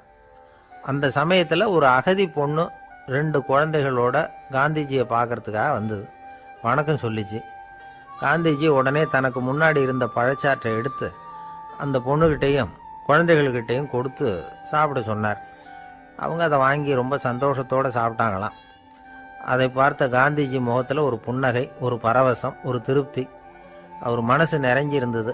அப்போ அவர் சொன்னாராம், ஆண்டவன் எனக்கு எப்பவும் சரியான சமயத்தில் கை கொடுப்பாருங்கிறது அதுக்கு இதுதான் அத்தாட்சி. நான் ஒரு இக்கட்டான சூழ்நிலையில் இருக்கிறப்ப கூட கடவுளின் கருணையால் அந்த சூழ்நிலை என்னை பாதிக்கலை. என் கூட இவ்வளவு நாள் பழகியும் கூட இங்கே இருக்கிறவங்க எனக்கு அதிக விலையுள்ள பழரசத்தை கொடுத்தாங்க. ஆனால் சரியான நேரத்தில் அதை சாப்பிட வேண்டியவங்களை என்கிட்ட அனுப்பி வச்சு என்னை சந்தோஷப்படுத்தினார் கடவுள், அவருக்கு நன்றி அப்படின்னாராம் மகாத்மா காந்தி. உடல் ஆரோக்கியத்தை விட மன ஆரோக்கியம்தான் எனக்கு முக்கியம்னு சொன்னார் பாருங்க. அதை நாம் எல்லாரும் மனப்பூர்வமாக இன்றைக்கி சிந்திச்சு பார்க்கணும். இந்த காலத்தில் எல்லாரும் அப்படியா நினைக்கிறாங்க? எனக்கு தெரிஞ்ச ஒருத்தர் இருந்தார். தினமும் காலையில் ஒரு காபி சாப்பிட உட்கார்ற நேரத்தில் பக்கத்து வீட்டுக்காரர் வந்து சேருவார் கரெக்டாக. உடனே அவரும் தனக்குன்னு வந்திருக்கிற காப்பியை எடுத்து மனப்பூர்வமாக பக்கத்து வீட்டுக்காரர்கிட்ட கொடுத்துருவார். அதுக்கப்புறம் அவருக்காக வேற காப்பி போட்டு கொண்டாந்து கொடுத்தாலும் வேண்டான்னு சொல்லிடுவார். ஆண்டவனாக பார்த்து சரியான நேரத்தில் அவரை எங்கள் வீட்டுக்கு தினமும் அனுப்பி வைக்கிறார் அப்படிம்பார். ஏன் அப்படி சொல்கிறீங்க அப்படின்னு கேட்டோம் ஒரு நாள். அதுக்கு அவர் சொல்கிறார், எனக்கு என்னோட உடல் ஆரோக்கியம்தான் முக்கியம். இதை கடவுள் புரிஞ்சுக்கிட்டு எங்கள் வீட்டு காப்பியை சாப்பிட்றதுக்கு தினமும் அடுத்த வீட்டுக்காரனை அனுப்பி வைக்கிறார் அப்படின்னார் அவர். ஒரு நீதிமன்றம் அங்கே ஒரு கொலை வழக்கு சம்பந்தமாக விசாரணை நடந்துகிட்டு இருக்குது. அந்த வழக்கறிஞர் ரொம்ப தீவிரமாக வாதாடிக்கிட்டு இருக்கிறார். தன்னுடைய கட்சிக்காரர் நிரபராதிங்கிறது அவருக்கு நல்லா தெரியும். அதனால தான் அவர் சார்பாக வாதாடுறதுக்கே ஒத்துக்கிட்டார். அப்படி அவர் மும்முரமாக வாதாடிக்கிட்டு இருக்கிற சமயத்தில் அவசரமாக தந்தி ஒன்று வந்து சேர்ந்தது. அதை வாங்கி படித்து பார்த்தார். அதுக்கப்புறம் அதை மடித்து தன்னுடைய கோட்டு பையில் வச்சுக்கிட்டு தொடர்ந்து வாதாட ஆரம்பிச்சிட்டார். பேசி முடித்தார். அதுக்கப்புறம் அங்கே கோர்ட்டில் இருந்த சக வக்கீல்கள் அவர்கிட்ட வந்தாங்க. தந்தி ஒன்று வந்ததே, என்ன விஷயம் அப்படின்னு விசாரிச்சாங்களாம். அப்போ அவர் சொல்லியிருக்கிறார், ஊரில் சிகிச்சைக்காக போயிருந்த என்னுடைய மனைவி இறந்து போனதாக தந்தி வந்திருக்குது அப்படின்னாராம். மற்ற வக்கீல்களுக்கு அதிர்ச்சி. என்னங்க இது, மனைவி இறந்ததை விட கேஸு முக்கியமா உங்களுக்கு அப்படின்னு கேட்டிருக்கிறாங்க. இறந்து போன என் மனைவி மறுபடியும் திரும்பி வர போகிறதில்ல. ஆனால் என்னுடைய கட்சிக்காரர் ஒரு கொலை வழக்கில் மாட்டிக்கிட்டார். அவரும் நிரபராதி. அவர் உசுரை நான் காப்பாற்ற வேணாமா? இதுதான் என்னுடைய கடமை அப்படின்னாராம். இப்படி இவர் சொன்னதும் எல்லாரும் அப்படியே திகைச்சு போய் நின்றுட்டாங்களாம். சரி, கடமைக்கு முக்கியத்துவம் கொடுத்த அந்த வழக்கறிஞர் யார் தெரியுமா? அவர் தான் இரும்பு மனிதர் சர்தார் வல்லபாய் பட்டேல். குஜராத் மாநிலத்தில் 1875 அக்டோபர் 31 அன்றைக்கு ஜாவேரி பாய் அப்படிங்கிறவருக்கு 4வது பிள்ளையா அவர் பிறந்தாராம். இந்த ஜாவேரி பாய் யார் தெரியுமா? ஜான்சி ராணி லட்சுமி பாய் போர் படையில் ஒரு வீரராக பணிபுரிஞ்சவர். இளம் வயசில் வல்லபாய் படேல் ரொம்ப சிரமப்பட்டு படிச்சிருக்கார். விடாமுயற்சி வெற்றியை கொடுத்தது. கல்லூரியிலையும் காலடி வச்சார். அதுக்கப்புறம் வக்கீல் பட்டத்தையும் வாங்கினார். பிரிட்டிஷ் ஆட்சி நடந்துக்கிட்டு இருந்த சமயம் குஜராத்தை சேர்ந்த பர்டோலி தாலுக்காவில் விவசாயிகள் மேலே அரசாங்கம் திடீர்னு நில வரியை வசதி விட்டு தான். ஏழை விவசாயிகள் ரொம்ப கஷ்டப்பட்டுருக்காங்க.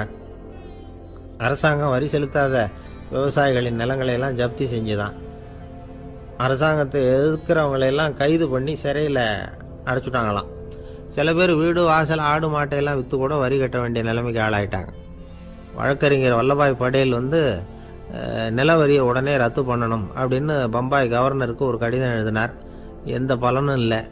உடனே எல்லா விவசாயிகளையும் அணி திரட்டினார். அதுக்கு தானே தலைமை தாங்கினார். சத்தியாகிரகம் நடத்தினார். அந்த பகுதியில் எந்த வேலையும் நடக்கலை. வேறு வழி இல்லை. ஆட்சியாளர்கள் உடனே வரியை ரத்து பண்ணாங்க. சிறையில் இருந்தவங்களெல்லாம் வெளில விட்டாங்க. 1928 ஆகஸ்ட் 6 சர்க்காருக்கும் விவசாயிகளுக்கும் இடையில் ஒரு உடன்பாடு ஏற்பட்டது. அதுக்கப்புறம் தான் நிலைமை சரியாக போச்சான். வல்லபாய் படேலின் பொது சேவையை பாராட்டின பொதுமக்கள் அவருக்கு சர்தார் அப்படிங்கிற பட்டத்தை கொடுத்தாங்களாம். சர்தார்னா தலைவர் அல்லது தளபதின்னு அர்த்தம். இரும்பு மனிதர்னு இவருக்கு பேர். இருந்தாலும் நகைச்சுவை உணர்வும் இவருக்கு நிறைய உண்டு. ஒரு தடவை ஒரு பத்திரிகை நிருபர் வந்திருக்கார். சர்தார் பட்டேல்கிட்ட அவருக்கு பிடிச்ச பண்பாடு கலாச்சாரம் எது அப்படின்னு கேட்கணும்னு ஆசை. அதனால் அவரை பார்த்து கேட்டாராம், ஏங்க உங்களுக்கு பிடிச்ச கல்ச்சர் எது அப்படின்னு கேட்டிருக்கார்.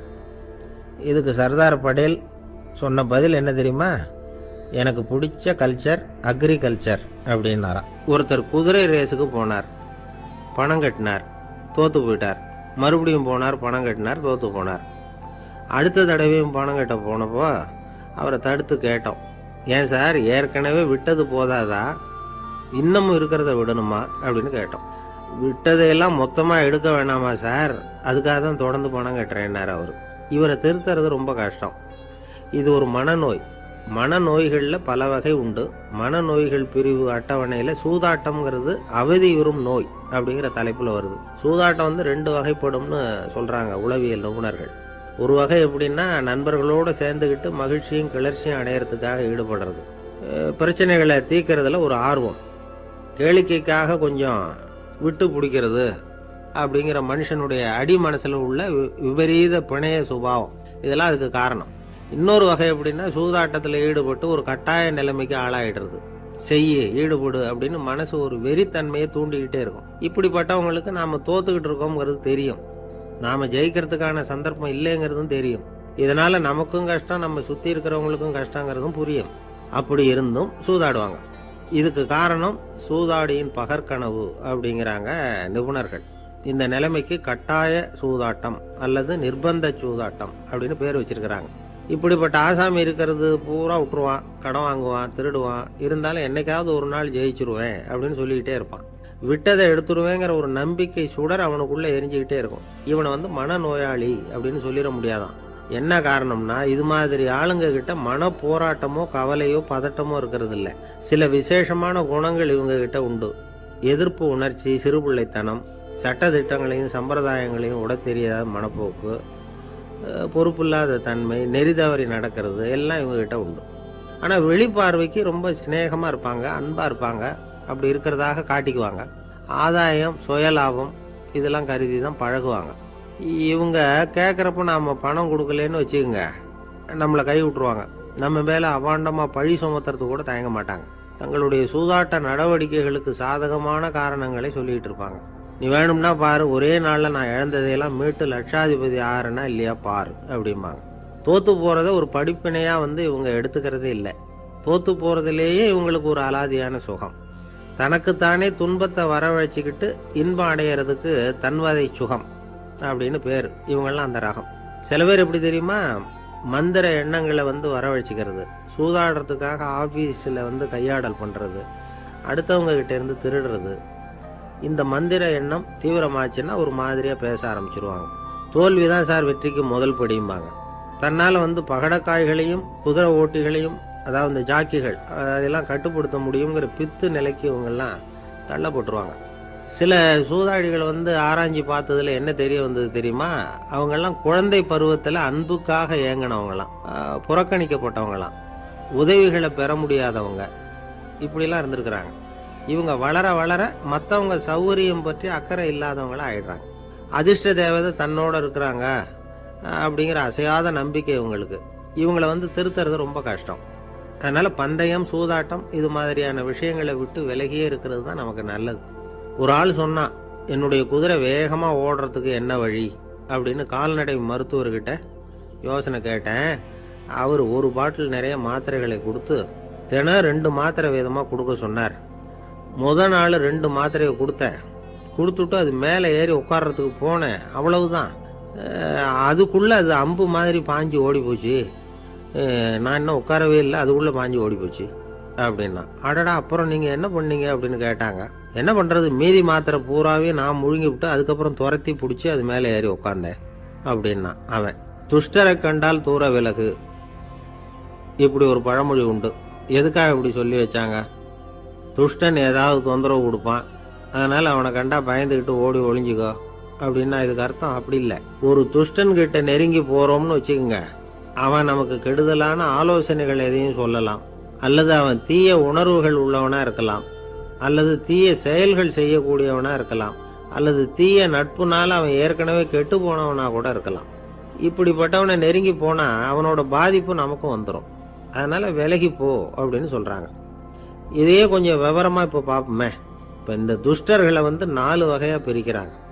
இந்த 4 வகைக்கும் உதாரணம் வேணும்னா வேற எங்கேயும் போக வேண்டியதில்லை, மகாபாரதத்தை பார்த்தாவே போதும். அதுல இந்த 4 வகையான தீயோரும் வர்றாங்க. முதல் வகைக்கு உதாரணம் சகுனி. இவன் மனசுல எப்பவும் தீய எண்ணங்கள் தான் நிறைஞ்சி இருக்கும். கனவுல கூட தீய ஆலோசனைகள். யாராவது ஒருத்தர் நல்லபடியா வாழ்ந்தா அதை இவனால சகிச்சிக்க முடியாது. இப்படிப்பட்டவனோட நெருங்கிய தொடர்பு துரியோதனனுக்கு கிடைச்சது. துரியோதனன் எப்படின்னா, அவன் ஏற்கனவே தீய காரியங்கள் செய்யறதுக்கு தயங்காதவன். அப்படிப்பட்டவனுக்கு தீய போதனைகள் செய்யறதுக்கு சகுனி உதவுனா. இந்த 2 பேரோட சகவாசம் இன்னொருத்தனுக்கு கிடைச்சது. அவன் யாருன்னா துச்சாதனன். அவன் தீய நடத்தை உள்ளவன். இந்த 3 பேரும் ஒன்று சேர்ந்தா என்னத்துக்கு ஆகும்? உலகமே கெட்டு போடும்ல.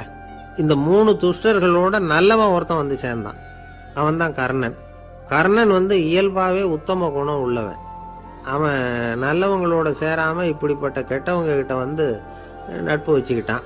அதனால அவனும் தீய செயல்களில் ஈடுபடுறது மாதிரி ஆயிடுது. துரியோதனனுடைய நண்பனா அவனுடைய ஆதரவுல வளர்ந்ததுனால அவனுக்கு துணையா இருக்க வேண்டி இருக்குது அப்படின்னா. நட்பு உரிமையினால உதவி புரிய வேண்டியது சரிதான், அது தப்புன்னு சொல்ல முடியாது. இருந்தாலும் தீய செயல்களுக்கு உதவி செய்யறது சரியில்லை. புத்தி பலம், புஜ பலம் எல்லாம் இருந்தா கூட தெய்வ பலம் இல்லைன்னா ஜெயிக்க முடியாது. கர்ணன் மகா வீரன். இருந்தாலும் கடைசியில் அவன் கதி என்னாச்சு? அவங்ககிட்ட எல்லா நல்ல குணங்களும் இருந்தது. இருந்தாலும் ஏன் இப்படி ஆச்சு?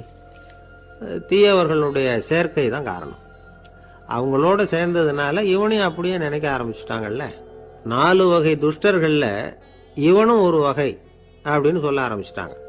அதாவது தீய ஆலோசனைக்கு சகுனி, தீய உணர்வுகளுக்கு துரியோதனன், தீய செய்கைக்கு துச்சாதனன், தீய நட்புக்கு கர்ணன். இப்படி உதாரணமாயிட்டான். அதனால தான் துஷ்டரை கண்டால் தூர விலகு அப்படின்னு சொன்னாங்க. அது புராண காலம். இப்பெல்லாம் நிலைமை கொஞ்சம் வேற விதமாக இருக்குது. அன்னைக்கு ஒரு நாள் அப்படிதான் ஒரு காட்டு பாதையில் யாரோ ஒருத்தர் அடிபட்டு கிடந்தார். யாரோ ஒரு துஷ்டன் அவனை அடித்து போட்டுட்டு போயிட்டான் போல இருக்கு. அந்த வழியாக போன ஒருத்தர் பரிதாபப்பட்டு அவனை போய் தூக்குனார். ஆறுதல் சொன்னார், இதை பாருங்க, இந்த வழியாக எப்பவும் தனியாக வரக்கூடாது. ஏன்னா இங்கே ஒரு ரவுடி இருந்துக்கிட்டு வர்றவங்க போகிறவங்களெல்லாம் வழிப்பறி பண்ணிகிட்டு இருக்கிறதா கேள்விப்பட்டிருக்கிறேன் அப்படின்னாராம். இனிமே அப்படி கேள்விப்பட மாட்டீங்க அப்படின்னு அந்த ஆள். ஏன்னு கேட்டிருக்காரு இவர். அவன் சொல்லியிருக்கான், நான் தான் சார் அந்த ரவுடி. இந்த வழியாக போனவங்க கிட்ட தகராறு பண்ணேன். அவங்க தான் என்ன இப்படி அடித்து போட்டு என்கிட்ட இருந்த பணத்தையெல்லாம் பிடுங்கிட்டு போட்டாங்க சார். காலம் ரொம்ப கெட்டு போச்சு அப்படின்னு நானா ரொம்ப பரிதாபமா. ஒரு அழகான கடற்கரை. சுற்றுலா பயணிகள் நிறைய பேர் அங்கே போகிறது வழக்கம். சனி ஞாயிறு கூட்டம் அதிகமாக இருக்கும். அதோட விளைவு என்னங்கிறது அடுத்த நாள் தான் தெரியும். ஆமாம், அந்த கடற்கரையை சுத்தப்படுத்துகிற தொழிலாளிகள் திங்கட்கிழமை ரொம்ப சிரமப்படுவாங்க. சனி ஞாயிறு வந்த கூட்டம் கடற்கரை பூராவும் காலி ஐஸ்கிரீம் கப்புகளை வீசி எறிஞ்சிட்டு போயிருக்கும். ஆயிரக்கணக்கான கப்புகள் அங்கே பரவலாக கிடக்கும். அதையெல்லாம் பொறுக்கி எடுத்து சுத்தம் பண்ணி ஆகணும். இதனால் திங்கட்கிழமை வேலைக்கு வர்றதுக்கு எல்லாரும் பயப்படுவாங்க. அப்படி ஒரு நிலைமை. பல பேர் அன்னைக்கு லீவ் எடுத்துகிட்டு போயிடுறது வழக்கம். நமக்கு எதுக்கு இன்னைக்கு தொந்தரவு ஒன்று. இது ஒரு பெரிய பிரச்சனையாக இருந்தது. இதுக்கு என்ன பண்ணலாம் அப்படின்னு யோசனை பண்ணாங்க. ஒரு ஆலோசனை கூட்டத்துக்கு ஏற்பாடு பண்ணாங்களாம். அந்த நகர நிர்வாக அலுவலர்கள், பணியாளர்கள் எல்லாரும் அதில் கலந்துக்கிட்டாங்க. கூட்டம் ஆரம்பமாச்சு. ஆரம்பத்தில் சொன்னாங்க, இந்த பிரச்சனைக்கு ஒரு தீர்வு வேணும், என்ன பண்ணலாம், அதை முடிவு செய்கிறதுக்கு தான் இந்த கூட்டம். இதில் நீங்கள் செய்ய வேண்டியது என்னென்னா, உங்களுக்கு தோன்றுகிற யோசனை எதுவாக இருந்தாலும் சொல்லுங்கள். கொஞ்சம் கூட தயக்கம் வேண்டாம். நாம் சொல்கிற யோசனை ஈடுபடுமா படாதா அப்படின்னுலாம் யோசிக்க வேணாம். எல்லாருடைய யோசனைகளையும் அப்படியே பதிவு செய்துக்கிறோம். கடைசியாக அதிலேருந்து ஒரு சிறந்த யோசனையை தேர்வு பண்ணி அதை பயன்படுத்தலாம். இந்த சந்தர்ப்பத்தில் இன்னொரு முக்கியமான வேண்டுகோள், எவ்வளவு சாதாரணமான யோசனையாக இருந்தாலும் சரி, அது சொல்லும் பொழுது அடுத்தவங்க ஏளனம் செய்யக்கூடாது. இது ஒரு பெரிய யோசனையா அப்படின்னு சொல்லி எதையும் அலட்சியப்படுத்தக்கூடாது. இதுதான் அந்த கூட்டத்தின் ஆரம்பத்தில் செய்யப்பட்ட அறிவிப்பு. உடனே அந்த கூட்டத்தில் இருந்தவங்க ஆளுக்கு ஒரு யோசனை சொல்ல ஆரம்பித்தாங்க. ஒருத்தர் எழுந்திருச்சார், இங்கே வர்ற சுற்றுலா பயணிகள்கிட்ட ஆளுக்கு $10 ஒரு டெபாசிட் மாதிரி வைப்பு பணமாக வாங்கிக்கணும். காலி ஐஸ்கிரீம் கப்பை திருப்பி கொடுத்தா அந்த பணத்தை திருப்பி கொடுத்துடலாம். இப்படி ஒரு ஏற்பாடு பண்ணிட்டா கப்புகளை தேடி பொறுக்கிட்டு இருக்க வேண்டியதில்லை. எல்லாம் ஒரே இடத்துக்கு சேர்ந்துடும். அப்படியே நாம் தூக்கிட்டு போய் ஒரு இடத்துல கொட்டி விடலாம் அப்படின்னார். இன்னொருத்தர் எழுந்திருச்சார், கப்பை கீழே போட்டால் $50 அபராதம் அப்படின்னு அங்கங்கே போர்டு எழுதி வச்சுடலாம். கப்புகளை போடுறதுக்கு அங்கங்கே பெரிய கூடைகளை வச்சுடலாம். நாம் சாவகாசமாக அந்த கூடைகளை சேகரம் பண்ணிக்கலாம் அப்படின்னாராம். இன்னொருத்தர் எழுந்திரிச்சு கொஞ்சம் கோபமாக பேசினார்.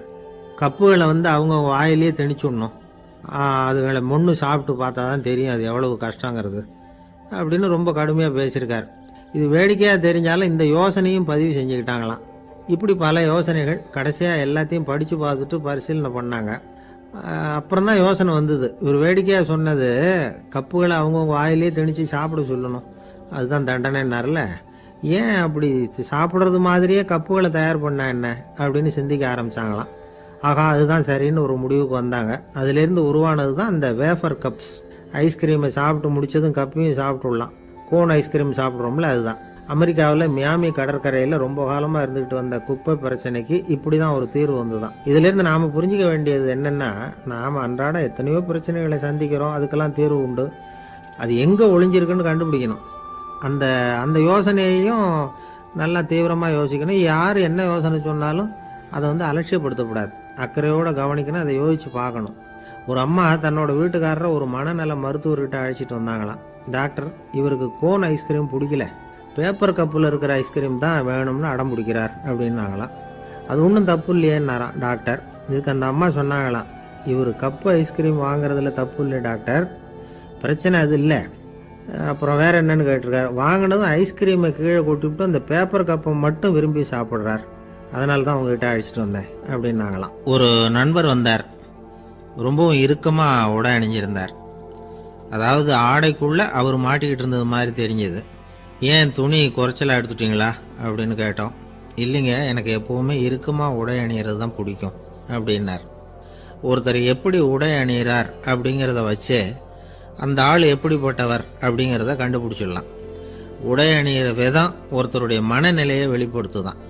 இப்போ இறுக்கமான உடை அணிகிறவங்க பொதுவாக மன நிம்மதி இல்லாதவங்களாக இருப்பாங்களாம், கோபக்காரங்களாக இருப்பாங்களாம். ரொம்ப தொலைதொலைப்பாக ஆடை அணிகிறவங்க இருக்கிறாங்கல்ல, அவங்கெல்லாம் அமைதியான ஆளாக இருப்பாங்களாம், சாந்தமாக இருப்பாங்களாம். இவங்கெல்லாம் போராடுறதுக்கு சரியாக வரமாட்டாங்களாம். இப்படி ஒரு கணிப்பு இருக்குது. அதனால தான் போர் வீரர்களுக்கெல்லாம் இறுக்கமான உடையை தான் கொடுக்கறது வழக்கம். ஆனால் சன்னியாசிகளை பாருங்கள், அவங்களுக்கெல்லாம் ரொம்ப தொலை உடைகள் தான். அவங்கெல்லாம் வந்து டைட் பேண்ட் போட்டுக்கிட்டு நிற்க மாட்டாங்க சன்னியாசிகள்லாம். அதே மாதிரி சன்னியாசிகள்லாம் காவி உடையை தேர்ந்தெடுக்கிறதுக்கும் காரணம் உண்டு. பல ஆண்டுகள் சோதனை செஞ்சு பார்த்துட்டு தான் சன்னியாசத்துக்கு காவி தான் சரி அப்படின்னு முடிவு பண்ணியிருக்கிறாங்க. இப்போ பௌதீக விஞ்ஞானப்படியும் அதுதான் சரி. அதாவது சூரிய ஒளியில் வந்து 7 வண்ணங்கள் உண்டு. ஒரு பொருள் மேலே அது விழும்பொழுது அந்த பொருள் நமக்கு சிவப்பாக தெரிஞ்சதுன்னா அந்த பொருள் வந்து சிவப்பை தவிர மற்ற எல்லா நிற கதிர்களையும் உள்வாங்கிக்கிட்டு சிவப்பு நிறத்தை மட்டும் வெளியில் விடுது, அதாவது விலக்கி விடுது. அதனால தான் அந்த பொருள் வந்து சிவப்பாக தெரியுது. உடல் ஆரோக்கியத்துக்கு ஓரளவு சிவப்பு தேவைப்படுது. அதனால தான் காவி உடை அணிஞ்சால் சூரிய ஒளி ஓரளவு சிவப்பை விலக்கிவிடும். அதாவது சிவப்பின் பலனும் கிடைக்கும், இந்த சிவப்பின் கெடுதலும் இல்லை அப்படின்னு யோசனை பண்ணாங்க. காவி வந்து உதய வேளையின் நிறம். கீழ் வானத்தில் கதிர் உதிக்கிற வேளையில் முதல் ஒளி தோன்றுகிற நேரத்தில் காவி நிறம் தான் கசியும். தியானம் செய்கிறப்போ முதல்ல காணக்கூடிய ஒளி காவி நிறம்தான். தியானத்தின் உச்ச நிலையின் நிறம் நீலம். தியானம் வந்து காவி நிறத்தில் ஆரம்பமாகி நீல நிறத்தில் நிறைவடைகிறது அப்படிங்கிறார் ஓஷோ. நீலம் வந்து தியான சிகரம், காவி வந்து தியான ஆரம்ப குறியீடு, ஒரு சன்னியாசியின் ஆரம்ப தரிசனம் அப்படிங்கிறார் அவர். ஒருத்தர் நாள் பூரா காவி உடையே அணிஞ்சிருந்தா அந்த நிறம் வந்து அவருக்கு வந்து தியானத்தை பற்றிய நினைவை வந்து ஊட்டிக்கிட்டே இருக்கும். இப்படியே வந்து ஆடைக்கும் தியானத்துக்கும் இடையில ஒரு தொடர் ஏற்படுது. ஒரு துறவியின் உள்ளார்ந்த பண்பாக அது மாறுது. கடை வீதியில் ஒரு பொருள் வாங்க போகிறோம், அது மறந்துடக்கூடாதுங்கிறதுக்காக ஞாபகம் முடிச்சு போட்டுக்கிறோம். அந்த முடிச்சுக்கும் பொருளுக்கும் தொடர்பு இல்லை. ஆனால் கடை வீதிக்கு போன உடனே அந்த முடிச்சு வந்து அந்த பொருளை ஞாபகப்படுத்துது. அதாவது அந்த முடிச்சு வந்து ஒரு தொடர்பு அம்சமாக அமையுது. அது மாதிரி தான் காவி உடையும். ஒரு துறவி வந்து நடக்கும் பொழுது, சாப்பிடும் பொழுது, குளிக்கும் பொழுது அவருடைய காவி உடை அவருக்கு வந்து ஞாபகப்படுத்திக்கிட்டே இருக்கும். அது ஒரு நிலைப்படுத்தப்பட்ட நினைவாக ஞாபகம் முடிச்சாக மாறிடுது. காவி ஆடை இல்லைன்னா ஒருத்தரால் துறவியாக முடியாதுன்னு அர்த்தம் இல்லை. அதே நேரத்தில் காவி ஆடையால் ஒன்றும் பிரயோஜனம் இல்லை, அதில் ஒன்றும் அர்த்தம் இல்லை அப்படின்னு சொல்லிட முடியாது. இதுதான் உண்மை. இவ்வளவு தூரம் காவி ஆடையை பற்றி சொல்கிறதுனால எல்லாரும் சன்னியாசியாக போயிடுங்கோ அப்படின்னு நாம் சொல்கிறதாக யாரும் நினச்சிடக்கூடாது. மனசுக்கும் நிறத்துக்கும் உள்ள சம்பந்தத்தை தெரிஞ்சுக்கிறதுக்காக தான் இவ்வளவு. நமக்கு தெரிஞ்ச நண்பர் ஒருத்தர் இருக்கிறார், ஆஃபீஸில் வேலை பார்க்குறவர். ஒவ்வொரு மாதமும் 20ஆம் தேதிக்கு பிறகு அவரை போய் பார்த்தீங்கன்னா காவி உடை அணிஞ்சிக்கிட்டு கண்ணை மூடிக்கிட்டு கை ரெண்டையும் விரித்து வச்சுக்கிட்டு தியானத்திலே உட்காந்துருப்பார். ஏன் இப்படி பண்ணுறீங்கன்னு கேட்டேன். அதாவது 20ஆம் தேதிக்கு பிறகு என் கையில் ஒரு பைசா கூட கிடையாது, ஒரு சன்னியாசி லெவலில் இருக்கிறேன், என்கிட்ட எதுவும் செலவுக்கு கேட்காத அப்படின்னு என் மனைவிக்கு நாசூக்காக உணர்த்துறதுக்காக அப்படி உட்காந்துருப்பேன் அப்படின்னு விளக்கம் கொடுக்குறார். என்னுடைய இதயம் ரொம்ப விசாலமானது சார் அப்படின்னார் ஒருத்தர். அப்படிங்களான்னு ரொம்ப மரியாதையா, ஆமாங்க டாக்டர் அப்படி தான் சொல்கிறார், கொஞ்சம் வீங்கி போய் பெருசாக இருக்குதான் அப்படின்னார். இப்பெல்லாம் நம்ம ஊரில் மாமியார் மருமகள் ஒருத்தர் நல்லா புரிஞ்சுக்கிட்டு நல்ல விதமாக தான் இருக்கிறாங்க பல இடத்துல. அதனால் நான் இப்போ சொல்ல போகிற கதையை கேட்டுவிட்டு இந்த காலத்தில் அவ்வளவு மோசமாக யார் சார் நடந்துக்கிறாங்க அப்படின்னு கேட்டு யாரும் சண்டைக்கு வரக்கூடாது. இன்னொரு உண்மையையும் சொல்லிவிடுறேன். அதாவது இந்த கதையை நமக்கு எழுதி அனுப்பி இருக்கிறதே கொஞ்ச நாளில் மருமகளாகவும் அதுக்கப்புறம் கொஞ்ச காலத்தில் மாமியாராகவும் ஆக போகிற ஒரு நேயர் தான். சரி, இந்த கதைக்கு வருவோம். அதாவது ஒரு சின்ன குடும்பம், அந்த வீட்டில் மாமியார் ஆட்சி, அவங்க வச்சது தான் சட்டம். பிள்ளையாண்டான் எப்படின்னா அம்மா சொல்கிறதையும் கேட்டுக்குவான், மனைவி சொல்கிறதையும் கேட்டுக்குவான், நமக்கு என்னத்துக்கு வம்புங்கிற டைப். மருமகள் பேரில் குறை கண்டுபிடிக்கிறதுலேயே அந்த மாமியாருக்கு ஒரு சுவாரஸ்யம். சின்ன சின்ன விஷயத்துலலாம் குத்தம் கண்டுபிடிச்சிக்கிட்டே இருக்கிறாங்க. பொதுவாக எல்லாரும் எப்படின்னா ஏதாவது ஒரு காரணத்துக்காக சண்டை போட்டுக்கிட்டு இருப்பாங்க. அந்த அம்மா எப்படின்னா ஏதாவது ஒரு சண்டையை போடுறதுக்காக காரணத்தை தேடிக்கிட்டு இருப்பாங்க. அப்படி ஒரு மனசு. அந்த மருமக பொண்ணு பாவம் பயந்து பயந்து ஒவ்வொரு காரியமும் செஞ்சுக்கிட்டு வந்தது. இப்படியே பல வருஷம் ஓடி போட்டுது. அந்த மாமியாருக்கும் ரொம்ப வயசாகிட்டுது. இருந்தாலும் அந்த பழைய சுபாவம் மட்டும் மாறவே இல்லை. திடீர்னு ஒரு நாள் பக்கவாதம் வந்து அந்த அம்மாவுக்கு ஒரு பக்கம் கை கால் இழுத்துக்கிட்டுது, வாய் சுத்தமாக பேச முடியாமல் போயிட்டுது, சத்தம் மட்டும் வரும். ஒரு பக்கத்து கை காலை அசைக்க முடியும், பேசுறதெல்லாம் கையால் தான், அதாவது கை சைகையால். இப்படிப்பட்ட நிலைமையில கூட அந்த பொண்ணு தண்ணியோ பாலோ இவங்க எதிரில் கொண்டாந்து வச்சா அதை வேணும்னே தட்டி விட்டுட்டு ஒம்பு வளர்க்குறது. அதுக்கப்புறம் அந்த பொண்ணு தரையை சுத்தப்படுத்தும்ல, அதை பார்த்து ரசிக்கிறது. இருந்தாலும் அந்த பொண்ணு இதையெல்லாம் பெருசுப்படுத்தாமல் ரொம்ப பொறுமையாக தான் இருந்தது. ஒரு நாள் வீட்டில் வச்சுருந்த பாலை பூனை குடிச்சிட்டு போயிட்டுது. வயசான காலத்தில் இந்த அம்மா பால் இல்லாமல் கஷ்டப்படுவாங்களே அப்படின்னு நினச்சி பக்கத்து வீட்டில் போய் கொஞ்சம் பால் வாங்கிட்டு காய்ச்சி மாமியார் முன்னாடி கொண்டாந்து வச்சுது அந்த பொண்ணு. வழக்கம் போல் அந்த அம்மா பாலை தட்டி விட்டுட்டாங்க. இதை அந்த மருமக பொண்ணு கவனிச்சுட்டுது. இவ்வளவு நாள் பொறுமையாக இருந்த இந்த மருமகளுக்கு இன்னைக்கு இதை பார்த்து தான் அசாத்திய கோபம் வந்துட்டுது. கதவுக்கு பக்கத்தில் சாத்தி வச்சிருந்த உலக்கையை எடுத்து மாமியார் தலையில் போட, அது குறி தவறி கழுத்தில் பட, அந்த அம்மா கழுத்தை பிடிச்சிக்கிட்டு ஊன்னு கத்த, இந்த பொண்ணு ஒன்றும் அலட்டிக்காமல் உலக்கையை எடுத்து மறுபடியும் கதவு பக்கம் சாத்தி வச்சுட்டு அது பாட்டுக்கு நடந்து போயிட்டுது. இருந்தாலும் மனசுக்குள்ளே லேசாக ஒரு பயம். கணவன் வீட்டுக்கு வந்ததும் என்ன விஷயம்னு கேட்டால் எப்படி சமாளிக்கிறது? அன்னைக்குன்னு பார்த்து ரொம்ப நேரம் கழித்து வீடு சேர்ந்தான் கணவன். உடனே அந்த அம்மா புகார் பண்ண ஆரம்பிச்சுட்டுது. பேச்சு தான் வராத, அதனால் ஒரு பக்கத்து கையால் சைகை காட்டுது. கதவுக்கு பக்கத்தில் இருந்த உலக்க பக்கமாக கையை நீட்டி காட்டி, அப்படியே அந்த கையை தன் கழுத்துக்கு பின்பக்கமாக சுற்றி காட்டி, நாக்கை வெளியில் நீட்டி நடந்த விஷயத்தை புரிய வைக்கிறதுக்கு முயற்சி பண்ணுது. இவனுக்கு ஒன்றும் புரியல, என்ன சொல்கிறாங்க அம்மா அப்படின்னு மனைவிகிட்ட கேட்குறான். அதுக்கு அந்த பொண்ணு ரொம்ப புத்திசாலித்தனமா, என்னங்க உங்கள் அம்மா சொல்கிறது உங்களுக்கு இன்னும் புரியலையா? அவங்க உங்களை பார்த்து என்ன சொல்கிறாங்கன்னா, ஏண்டா உலக்க மாதிரி நிற்கிற, சாக போகிற எனக்கு சங்கிலி எதுக்கு, என் கழுத்தில் கிடக்கிற இந்த சங்கிலியை கழட்டி என் மருமக கழுத்தில் போடுறா அப்படின்னு சொல்கிறாங்க அப்படின்னு தான். ஓ அப்படியா விஷயம்னு சொல்லி அம்மா கழுத்தில் இருந்த சங்கிலியை எடுத்து மனைவி கழுத்தில் போட்டுட்டு, அம்மா உன் விருப்பப்படியே போட்டாச்சு, இனிமேலாவது நிம்மதியாக படுத்து தூங்கு அப்படின்னு சொல்லிவிட்டு உள்ளே போயிட்டான். பார்த்தீங்களா கதையை? அதனால தான் மாமியார்கள் சைகை காட்டுறதுன்னா கூட இனிமேல் ஜாக்கிரதையாக இருக்கணும். ஆஃபீஸில் வேலை பார்க்குற ஒருத்தர் வந்தார். பேசாமல் ஒரு 10 நாள் லீவு போட்டுடலாமா பார்க்குறேன் அப்படின்னார். ஏன்னு கேட்டோம். என்னுடைய மேலதிகாரி ஒரு முசுடு சார், அவர்கிட்ட வேலை பார்க்குறது ரொம்ப கஷ்டமாக இருக்குது அப்படின்னார். ஆஃபீஸில் வேலை பார்க்குறவங்கெல்லாம் ஒரு விஷயத்தை நல்லா ஞாபகத்தில் வச்சுக்கணும். மேலதிகாரிங்கிறவர் ஒரு பெரிய மகான் இல்லை, அவரும் ஒரு மானிட பிறவி தான். சராசரி மனுஷனுக்குள்ள பலம் பலவீனம் ரெண்டும் அவருக்கும் உண்டு. அதனால் அவரை கொஞ்சம் அனுசரித்து போகிறதுக்கு பழகிறது தான் நல்லது. மேலதிகாரிகளில் பல வகை உண்டு, அதில் முக்கியமாக 3 வகை. அதில் ஒரு வகை எப்படி தெரியுமா? உங்களை ஒரு வேலை செய்கிற மெஷினாக மட்டுமே நினைக்கக்கூடிய வகை. இவங்கெல்லாம் எப்படின்னா, எங்கேயாவது வெளியூர் போயிருந்தா கூட அங்கேருந்து ஃபோன் பண்ணுவாங்க, அந்த வேலை என்னாச்சு இந்த வேலை என்னாச்சு அப்படின்னு. இவங்களுக்கெல்லாம் உங்கள் நலனை பற்றியோ உங்கள் குடும்பத்தை பற்றியோ அக்கறை இருக்காது. நீங்கள் சொல்கிற யோசனை எதுவும் இவங்ககிட்ட எடுபடாது. கொடுத்த வேலையை பாரு, நீ எனக்கு புத்தி சொல்ல வேணாம் அப்படிம்பாங்க. இவங்களை அனுசரித்து போகிறதுக்கு ஒரே வழி, இவங்க எதை சொன்னாலும் சரின்னு சொல்லிவிட்டு வேலையை கவனிக்க வேண்டியது தான். இவங்ககிட்ட வேற எந்த கேள்வியும் கேட்டுக்கிட்டு இருக்கக்கூடாது. ஆமாம் சாமி போடுறது கௌரவ குறைச்சல் இல்லை, அது ஒரு அலுவலக சௌகரியம், அவ்வளவுதான். இன்னொரு வகையான மேலதிகாரிகள் எப்படி தெரியுமா? இவங்கெல்லாம் ஆஃபீஸ் வேலையை பற்றி அதிகமாக கவலைப்பட்டுக்கிட்டு இருக்க மாட்டாங்க. தங்களுடைய சொந்த இமேஜ் பாதிக்கப்படக்கூடாதுங்கிறதுலையே கவனமாக இருப்பாங்க.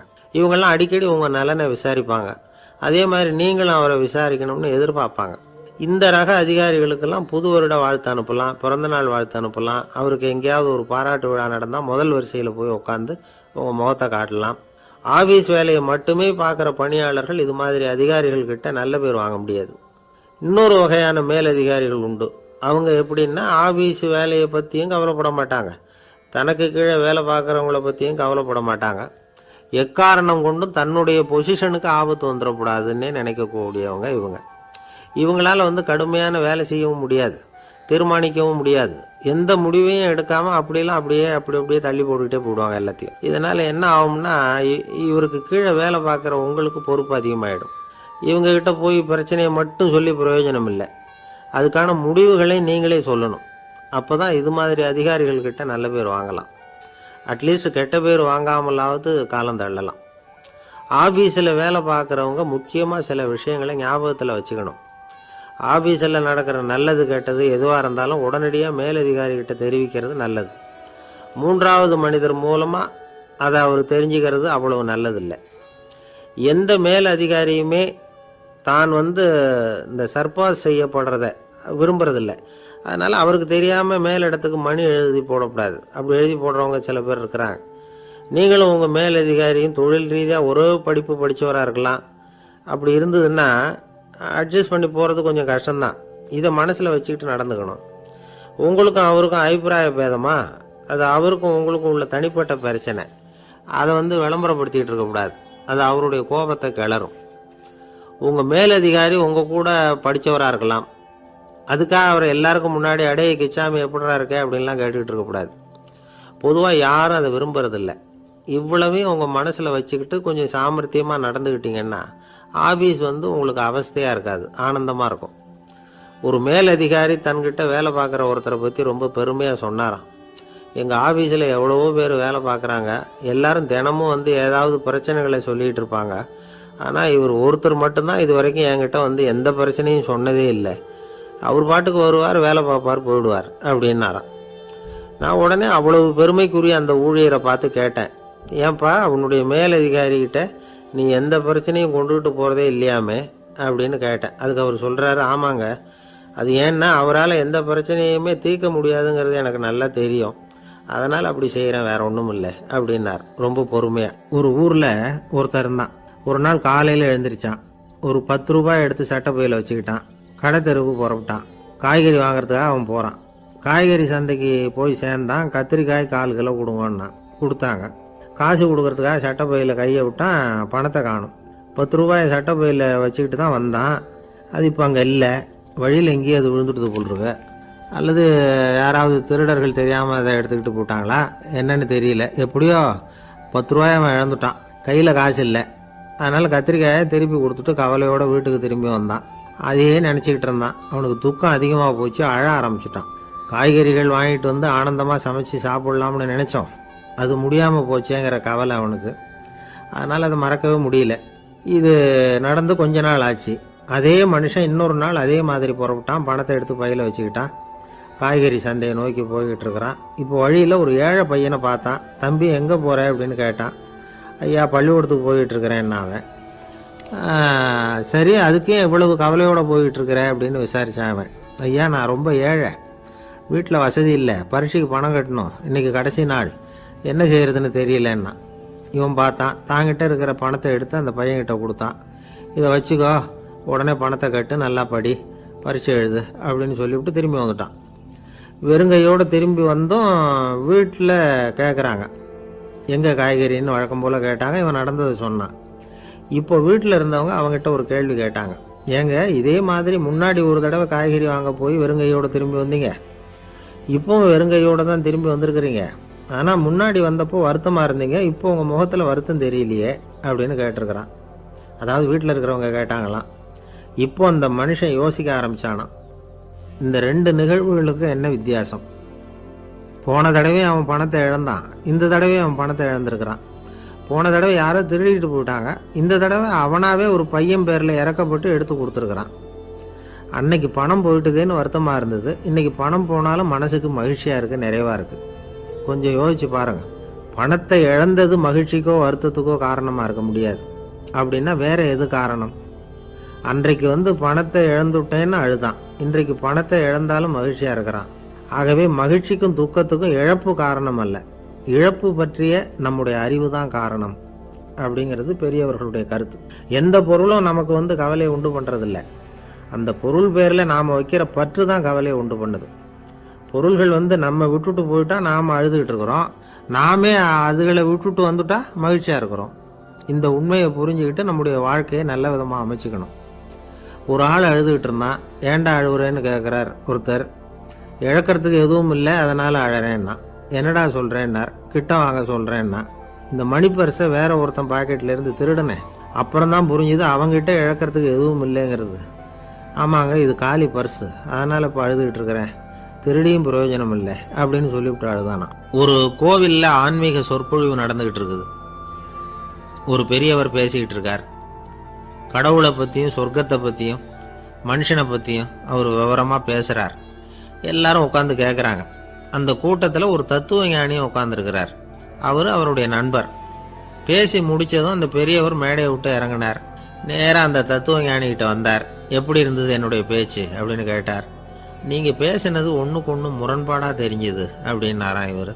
நான் என்ன அப்படி தப்பாக பேசிவிட்டேன் அப்படின்னாராம் அவர். கடவுளை நம்புகிறவன் சொர்க்கத்துக்கு போவான்னு சொன்னீங்க, அப்புறம் நல்ல விதமாக வாழறவன் சொர்க்கத்துக்கு போவான்னு சொன்னீங்க அப்படின்னாராம். இதில் என்ன முரண்பாடுன்னு கேட்டிருக்காரு அவர். இதில் தான் முரண்பாடு தெரியுது எனக்கு. அதாவது இங்கே ஒருத்தன் எல்லா தப்பும் பண்ணிகிட்டு இருக்கிறான், அவன் கடவுளை நம்பினான்னா அவன் சொர்க்கத்துக்கு போவானா?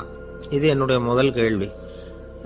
இல்லைன்னா ஒருத்தன் எந்த தப்பும் பண்ணல, ரொம்ப ஒழுங்காக வாழ்ந்துக்கிட்டு இருக்கிறான், ஆனால் அவன் கடவுளை நம்பலை, அவன் என்ன நரகத்துக்கு தான் போவானா? கடவுள் நம்பிக்கை உள்ள ஒரு திருடன் என்ன ஆவான், எங்கே போவான்? கடவுள் நம்பிக்கையே இல்லாத ஒரு நல்லவன் என்ன ஆவான், எங்கே போவான்? ஒருத்தன் இங்கே கடவுள் நம்பிக்கையோட வாழறது முக்கியமா அல்லது நல்லவனா வாழறது முக்கியமா? இதுதான் இவர் கேட்ட கேள்வி. இதை கேட்டதும் அந்த பெரியவர் குழம்பி போயிட்டார். அவர் சொன்னது நியாயம்தானே. கடவுளை நம்புறவன் தான் சொர்க்கத்துக்கு போவான்னா பேசாமல் கடவுளை நம்பிக்கிட்டு இந்த உலகத்தில் எல்லா தப்பும் பண்ணிக்கிட்டு இருக்கலாமே. பேச்சாளர் குழப்பத்தோடு வீட்டுக்கு போனார். படுத்து தூங்கினார். ஒரு கனவு வந்தது. கனவில் அவர் ஒரு ரயிலில் வேகமாக போயிட்டு இருக்கிறார். எதிரில் உட்காந்துருக்கிறவரை பார்த்து நாம் இப்போ எங்கே போகிறோம்னு கேட்டார். சொர்க்கத்துக்கு போயிட்டு இருக்கிறோம் அப்படின்னாங்களாம். ரயில் போய் நின்றுது. இவர் இறங்கினார். இங்கே கௌதம புத்தர் இருப்பார், சாக்ரட்டிஸ் இருப்பார், அவங்கள பார்க்கறதுக்கு ஒரு நல்ல வாய்ப்பு அப்படின்னு நினச்சிக்கிட்டே அங்கேயும் இங்கேயும் பார்த்தார். அங்கே யாருமே இல்லை. ஒரே பாலைவனம் மாதிரி இருக்குது. பச்சை இல்லை, பசுமை இல்லை, பூக்கள் இல்லை, மரம்லாம் மொட்டையாக நிற்கிது. எலும்பும் தோலுமா சில முனிவர்கள் அங்கேயும் இங்கேயுமா உட்காந்துருக்குறாங்க. இவர் அவங்ககிட்ட போய் இந்த புத்தர், சாக்ரட்டிஸ் இவங்கெல்லாம் எங்கே இருக்கிறாங்கன்னு கேட்டாராம். அப்படி யாரும் இங்கே இல்லையே, அவங்கெல்லாம் யார் அப்படின்னு திருப்பி கேட்டிருக்கிறாங்க. இவருக்கு அதிர்ச்சியாக போச்சு. அப்படின்னா அவங்க எங்கே போயிருப்பாங்க? உடனே ரயில் நிலையத்துக்கு ஓடி வந்தார். அப்போ தான் நரகத்துக்கு ஒரு ரயில் புறப்பட்டுக்கிட்டு இருந்தது அங்கேருந்து. அதில் ஏறி உட்காந்தார். ரயில் வேகமாக போச்சு. நரகம் நெருங்க நெருங்க காற்று குளிர்ச்சியாக வீச ஆரம்பிச்சுதான். வெளியில் பசுமையாக இருந்துதான். அழகான மலர்கள், அழகான நீர்நிலைகள், நந்தவனங்கள், ரொம்ப அருமையாக இருக்குது. ரொம்ப அங்கே இருந்தவங்கெல்லாம் ரொம்ப மகிழ்ச்சியாக உல்லாசமாக வேறு இருந்திருக்கிறாங்க. எங்கே பார்த்தாலும் ஆடல் பாடல் உற்சாகம். இவர் ரயிலை விட்டு இறங்கினார். அவருக்கு சந்தேகம், இதுவா நரகம் அப்படின்னு விசாரிச்சிருக்கார். ஆமாம், இதுதான் நரகம்னாங்களாம். எனக்கு ஒரு சந்தேகம் இருக்கார். என்னன்னு கேட்டிருக்காங்க. கௌதம புத்தரும் சாக்ரட்டிஸும் லாவோஸும் இவங்க மாதிரி இன்னும் பல பேரும் கடவுள் நம்பிக்கை இல்லாதவங்க, அவங்கெல்லாம் இங்கே இருக்கிறாங்களா அப்படிங்கிறது தான் என்னுடைய சந்தேகம் அப்படின்னாராம். இப்போ அவங்க சொல்லியிருக்கிறாங்க, இப்போ நீங்கள் பார்க்குறீங்களே பசுமையும் பச்சை பயிர்களும் ஆடல் பாடல்களும் அழகிய மலர்களும், இது எல்லாமே கௌதம புத்தரும் சாக்ரட்டிஸும் அது மாதிரி மகான்களும் இங்கே வர ஆரம்பித்த பிறகு தான் உண்டாக ஆரம்பிச்சுது. இந்த பிரதேசத்தை அவங்க அப்படியே மாற்றிவிட்டாங்க. இப்போலாம் இங்கே இருக்கிறவங்க யாரும் சொர்க்கத்துக்கு போகிறதுக்கே ஆசைப்படுறதில்ல அப்படின்னாங்களாம். இந்த அதிர்ச்சியிலேயே அந்த பெரியவர் கனவு கலைஞ்சி முடிச்சுக்கிட்டார். இதில் இருக்கிற கருத்து என்னன்னா, நல்லவர்கள் எங்கே இருக்கிறாங்களோ அந்த இடத்துக்கு பேர் தான் சொர்க்கம். சொர்க்கம் நரகம்ங்கிறதெல்லாம் ஆன்மீக பண்புகள், அவ்வளவுதான். ஒரு பெரிய காடு, அந்த காட்டுக்கு மத்தியில் ஒரு ஆசிரமம். அங்கே ஒரு முனிவர் இருந்தார். பல இடங்கள்லேருந்து வர்ற குழந்தைகளுக்கு அவர் பாடம் சொல்லி கொடுத்துக்கிட்டு இருக்கிறார். ஏழை பணக்காரர் அப்படிங்கிற வித்தியாசம்லாம் கிடையாதுங்க. எல்லாரும் அவர்கிட்ட தங்கள் பிள்ளைகளை அனுப்பி வச்சாங்க. மன்னர்களுடைய பிள்ளைங்க கூட அங்கே அவர்கிட்ட தான் படிக்கிறதுக்கு வருவாங்க. ஆனால் அந்த முனிவரை பொறுத்த வரைக்கும் எல்லா பிள்ளைங்களும் ஒன்று தான். இது யார் வீட்டு பிள்ளைன்னெல்லாம் பார்க்க மாட்டார், எல்லாரும் சமம். மாணவர்கள்லாம் அங்கேயே மாத கணக்கில் வருஷ கணக்கில் தங்கி இருந்து பாடம் கற்றுக்கிட்டு போகிறது வழக்கம். அவராக பார்த்து போன்னு சொல்கிற வரைக்கும் அங்கேயே இருக்கணும், படிக்கணும். குருகுல வாசம். ஒரு சமயம் ஒரு ராஜகுமாரனும் அவர்கிட்ட படிச்சுக்கிட்டு இருந்தான். அவனுக்கு ஒரு 15 வயசு இருக்கும். சில வருஷம் கழித்து இந்த முனிவர் தன்கிட்ட இருக்கிற மாணவர்களுக்கெல்லாம் பரீட்சை வச்சார். அவங்களுடைய அறிவு முதிர்ச்சியை கணிக்கிறதுக்காக பல சோதனைகள்லாம் வச்சார். ஒவ்வொருத்தராக பார்த்து, இனிமேல் நீங்கள் உங்கள் வீட்டுக்கு போகலாம் அப்படின்னு சொல்லி அனுப்பி வச்சுக்கிட்டு இருக்கிறார். எல்லாரும் போயிட்டாங்க. கடைசியாக மிஞ்சி இருந்தது ஒரே ஒரு மாணவன். அவனை மட்டும் வீட்டுக்கு அனுப்பலை. யார் அந்த பையன் தெரியுமா? அவன்தான் அந்த ராஜகுமாரன். ராஜகுமாரனுடைய தந்தைக்கு, அதுதான் இந்த ராஜாவுக்கு, அங்கே வயசு ஏறிக்கிட்டே போகுது. என்ன இது, படிக்க போன பையன் இன்னும் திரும்பி வரலையே அப்படின்னு நினச்சார். வந்துட்டா சீக்கிரமாக அவனுக்கு பட்டம் கட்டி விட்டு நாம் விலகிக்கலாமே அப்படின்னு நினச்சார். கல்யாணம் வேறு பண்ணி பார்க்கணும் பையனுக்கு. ஆனால் பையன் வர்ற வழியை காணும். ராஜா பார்த்தார். சரி, நேர்லேயே போய் என்னன்னு தெரிஞ்சுட்டு வந்துடுவோம் அப்படின்னு காட்டுக்கு புறப்பட்டார். அங்கே போய் முனிவரை பார்த்தார். முனிவர் இவரை அன்பாக வரவேற்று உட்கார வச்சார். அதுக்கப்புறம் ராஜா மெதுவா, எல்லாரையும் வீட்டுக்கு அனுப்பி வச்சுட்டிங்களாமே, ஏன் பிள்ளைய மட்டும் அப்படின்னு சொல்லி மெதுவாக இழுத்தார். முனிவர் இதுக்கு உடனே பதில் சொல்லலை. ராஜாவை கூப்பிட்டுட்டு போய் விருந்தினர் குடிசையில் தங்க வச்சார். அதுக்கப்புறம் சொன்னார், உங்கள் மகன் எல்லா பாடங்கள்லேயும் முதலிடம் வாங்கியிருக்கான். இப்படி முதலாவதாக வர்ற மாணவனுக்கு நாங்கள் இன்னொரு தேர்வு வைக்கிறது வழக்கம். அதுலேயும் அவன் முதலாவதாக வந்துட்டான்னா அவன் ஒரு பெரிய வித்வான் அப்படிங்கிற கௌரவத்தை அடைஞ்சிருவான் அப்படின்னார். அதாவது முனிவர் அப்படி சொல்கிறார். அப்படி சொல்லிவிட்டு போயிட்டார் அவர். ராஜா அங்கேயே தங்கிட்டார். ராத்திரி படுத்து தூங்கினார். காலையில் எழுந்திரிச்சு அந்த குடிசைக்கு வெளியில் வந்தார் பல்லு விளக்கறதுக்காக. அந்த சமயத்தில் தூரத்தில் ஒருத்தன் ஒரு கையில் கோடாலியை வச்சுக்கிட்டு தலையில் ஒரு பெரிய விறகு கட்டை சுமந்துக்கிட்டு வந்துக்கிட்டு இருக்கிறது மாதிரி தெரிஞ்சது. யாராவது விறகு வெட்டியாக இருக்கும் அப்படின்னு நினச்சார் ராஜா. கிட்ட வந்ததும் உத்து பார்க்குறாரு. பார்த்தா அது தன்னோட புள்ள. திகைச்சு போயிட்டார். என்ன இது, ஒரு ராஜகுமாரனை கூட இது மாதிரி வேலையெல்லாம் செய்ய சொல்கிறாங்களே அப்படின்னு நினச்சார். ராஜகுமாரன் விறகு கட்டை கொண்டுகிட்டு போய் கொல்லை பக்கம் வச்சான். அந்த சமயம் முனிவர் அங்கே வந்தார். என்ன மகனே, விறகு வெட்டிட்டு வந்துட்டியா? சரி, இப்போ ஒரு துடைப்பத்தை எடுத்துக்கோ, விருந்தினர் குடிசையின் வாசல் பக்கத்தை கூட்டி பெருக்கி சுத்தம் பண்ணு போ அப்படின்னார். அப்படியே செய்கிறேன் குருவே அப்படின்னு சொல்லிவிட்டு போனான். சுத்தம் பண்ண ஆரம்பிச்சிட்டான். ராஜா பார்த்தார் இதை. உடனே ஓடியாந்தார். மகனே, என்ன காரியம் பண்ணுற? துடப்பத்தை கீழே போடுனார். இப்போ அந்த ராஜகுமாரன் சொல்கிறான், தந்தையே, இது என்னுடைய குருதேவரோட உத்தரவு. இங்கே நான் ஒரு மாணவன். இங்கே அரசனும் ஒன்று தான், ஆண்டியும் ஒன்று தான்.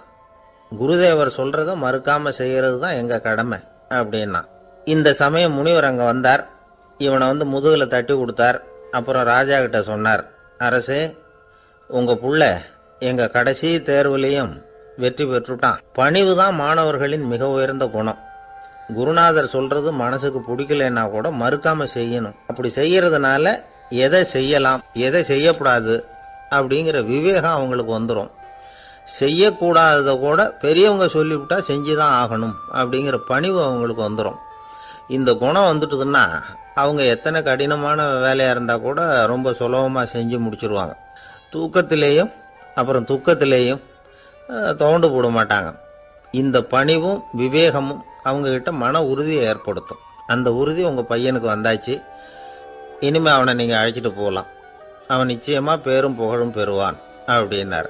ராஜா அவரை பார்த்து, குருதேவா, புரிஞ்சுக்கிட்டேன், என்னை மன்னிக்கணும் அப்படின்னாரு. அதுக்கப்புறம் மகனை அழைச்சிக்கிட்டு நாட்டுக்கு திரும்பி வந்துட்டார்.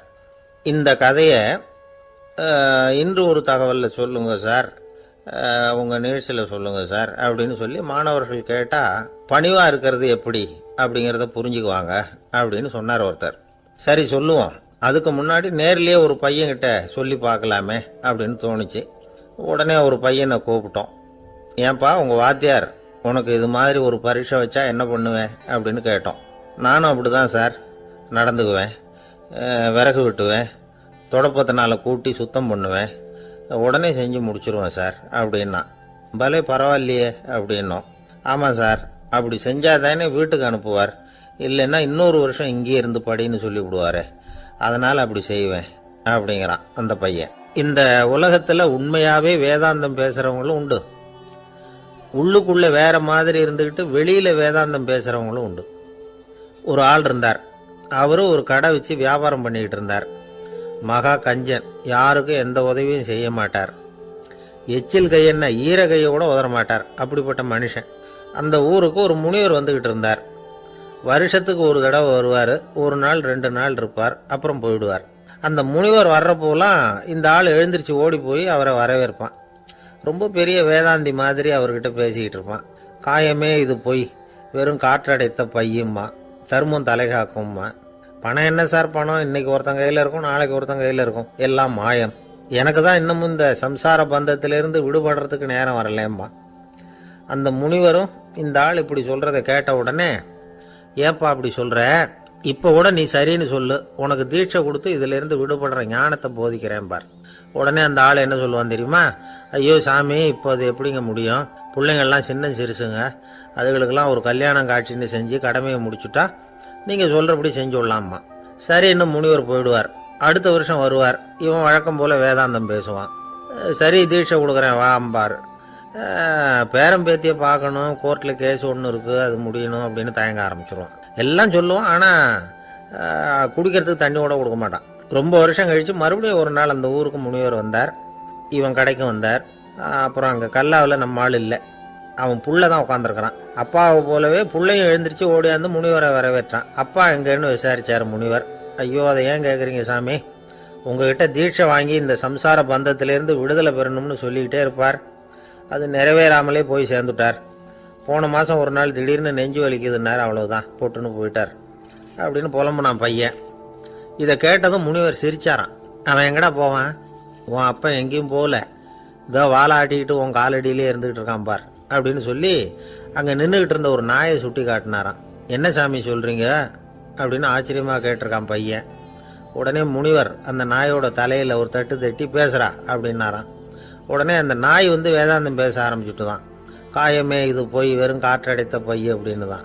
முனிவர் சொன்னார், அடே இப்போவும் ஒன்றும் கெட்டு போகல, நீ விரும்புனா சொல்லு, உனக்கு தீட்சை கொடுத்து என் பின்னாடியே அழைச்சிட்டு போயிடுறேன், அங்கே அழைச்சிட்டு போய் உனக்கு ஞானத்தை போதிக்கிறேன், வர்றியா அப்படின்னு கேட்டிருக்காரு.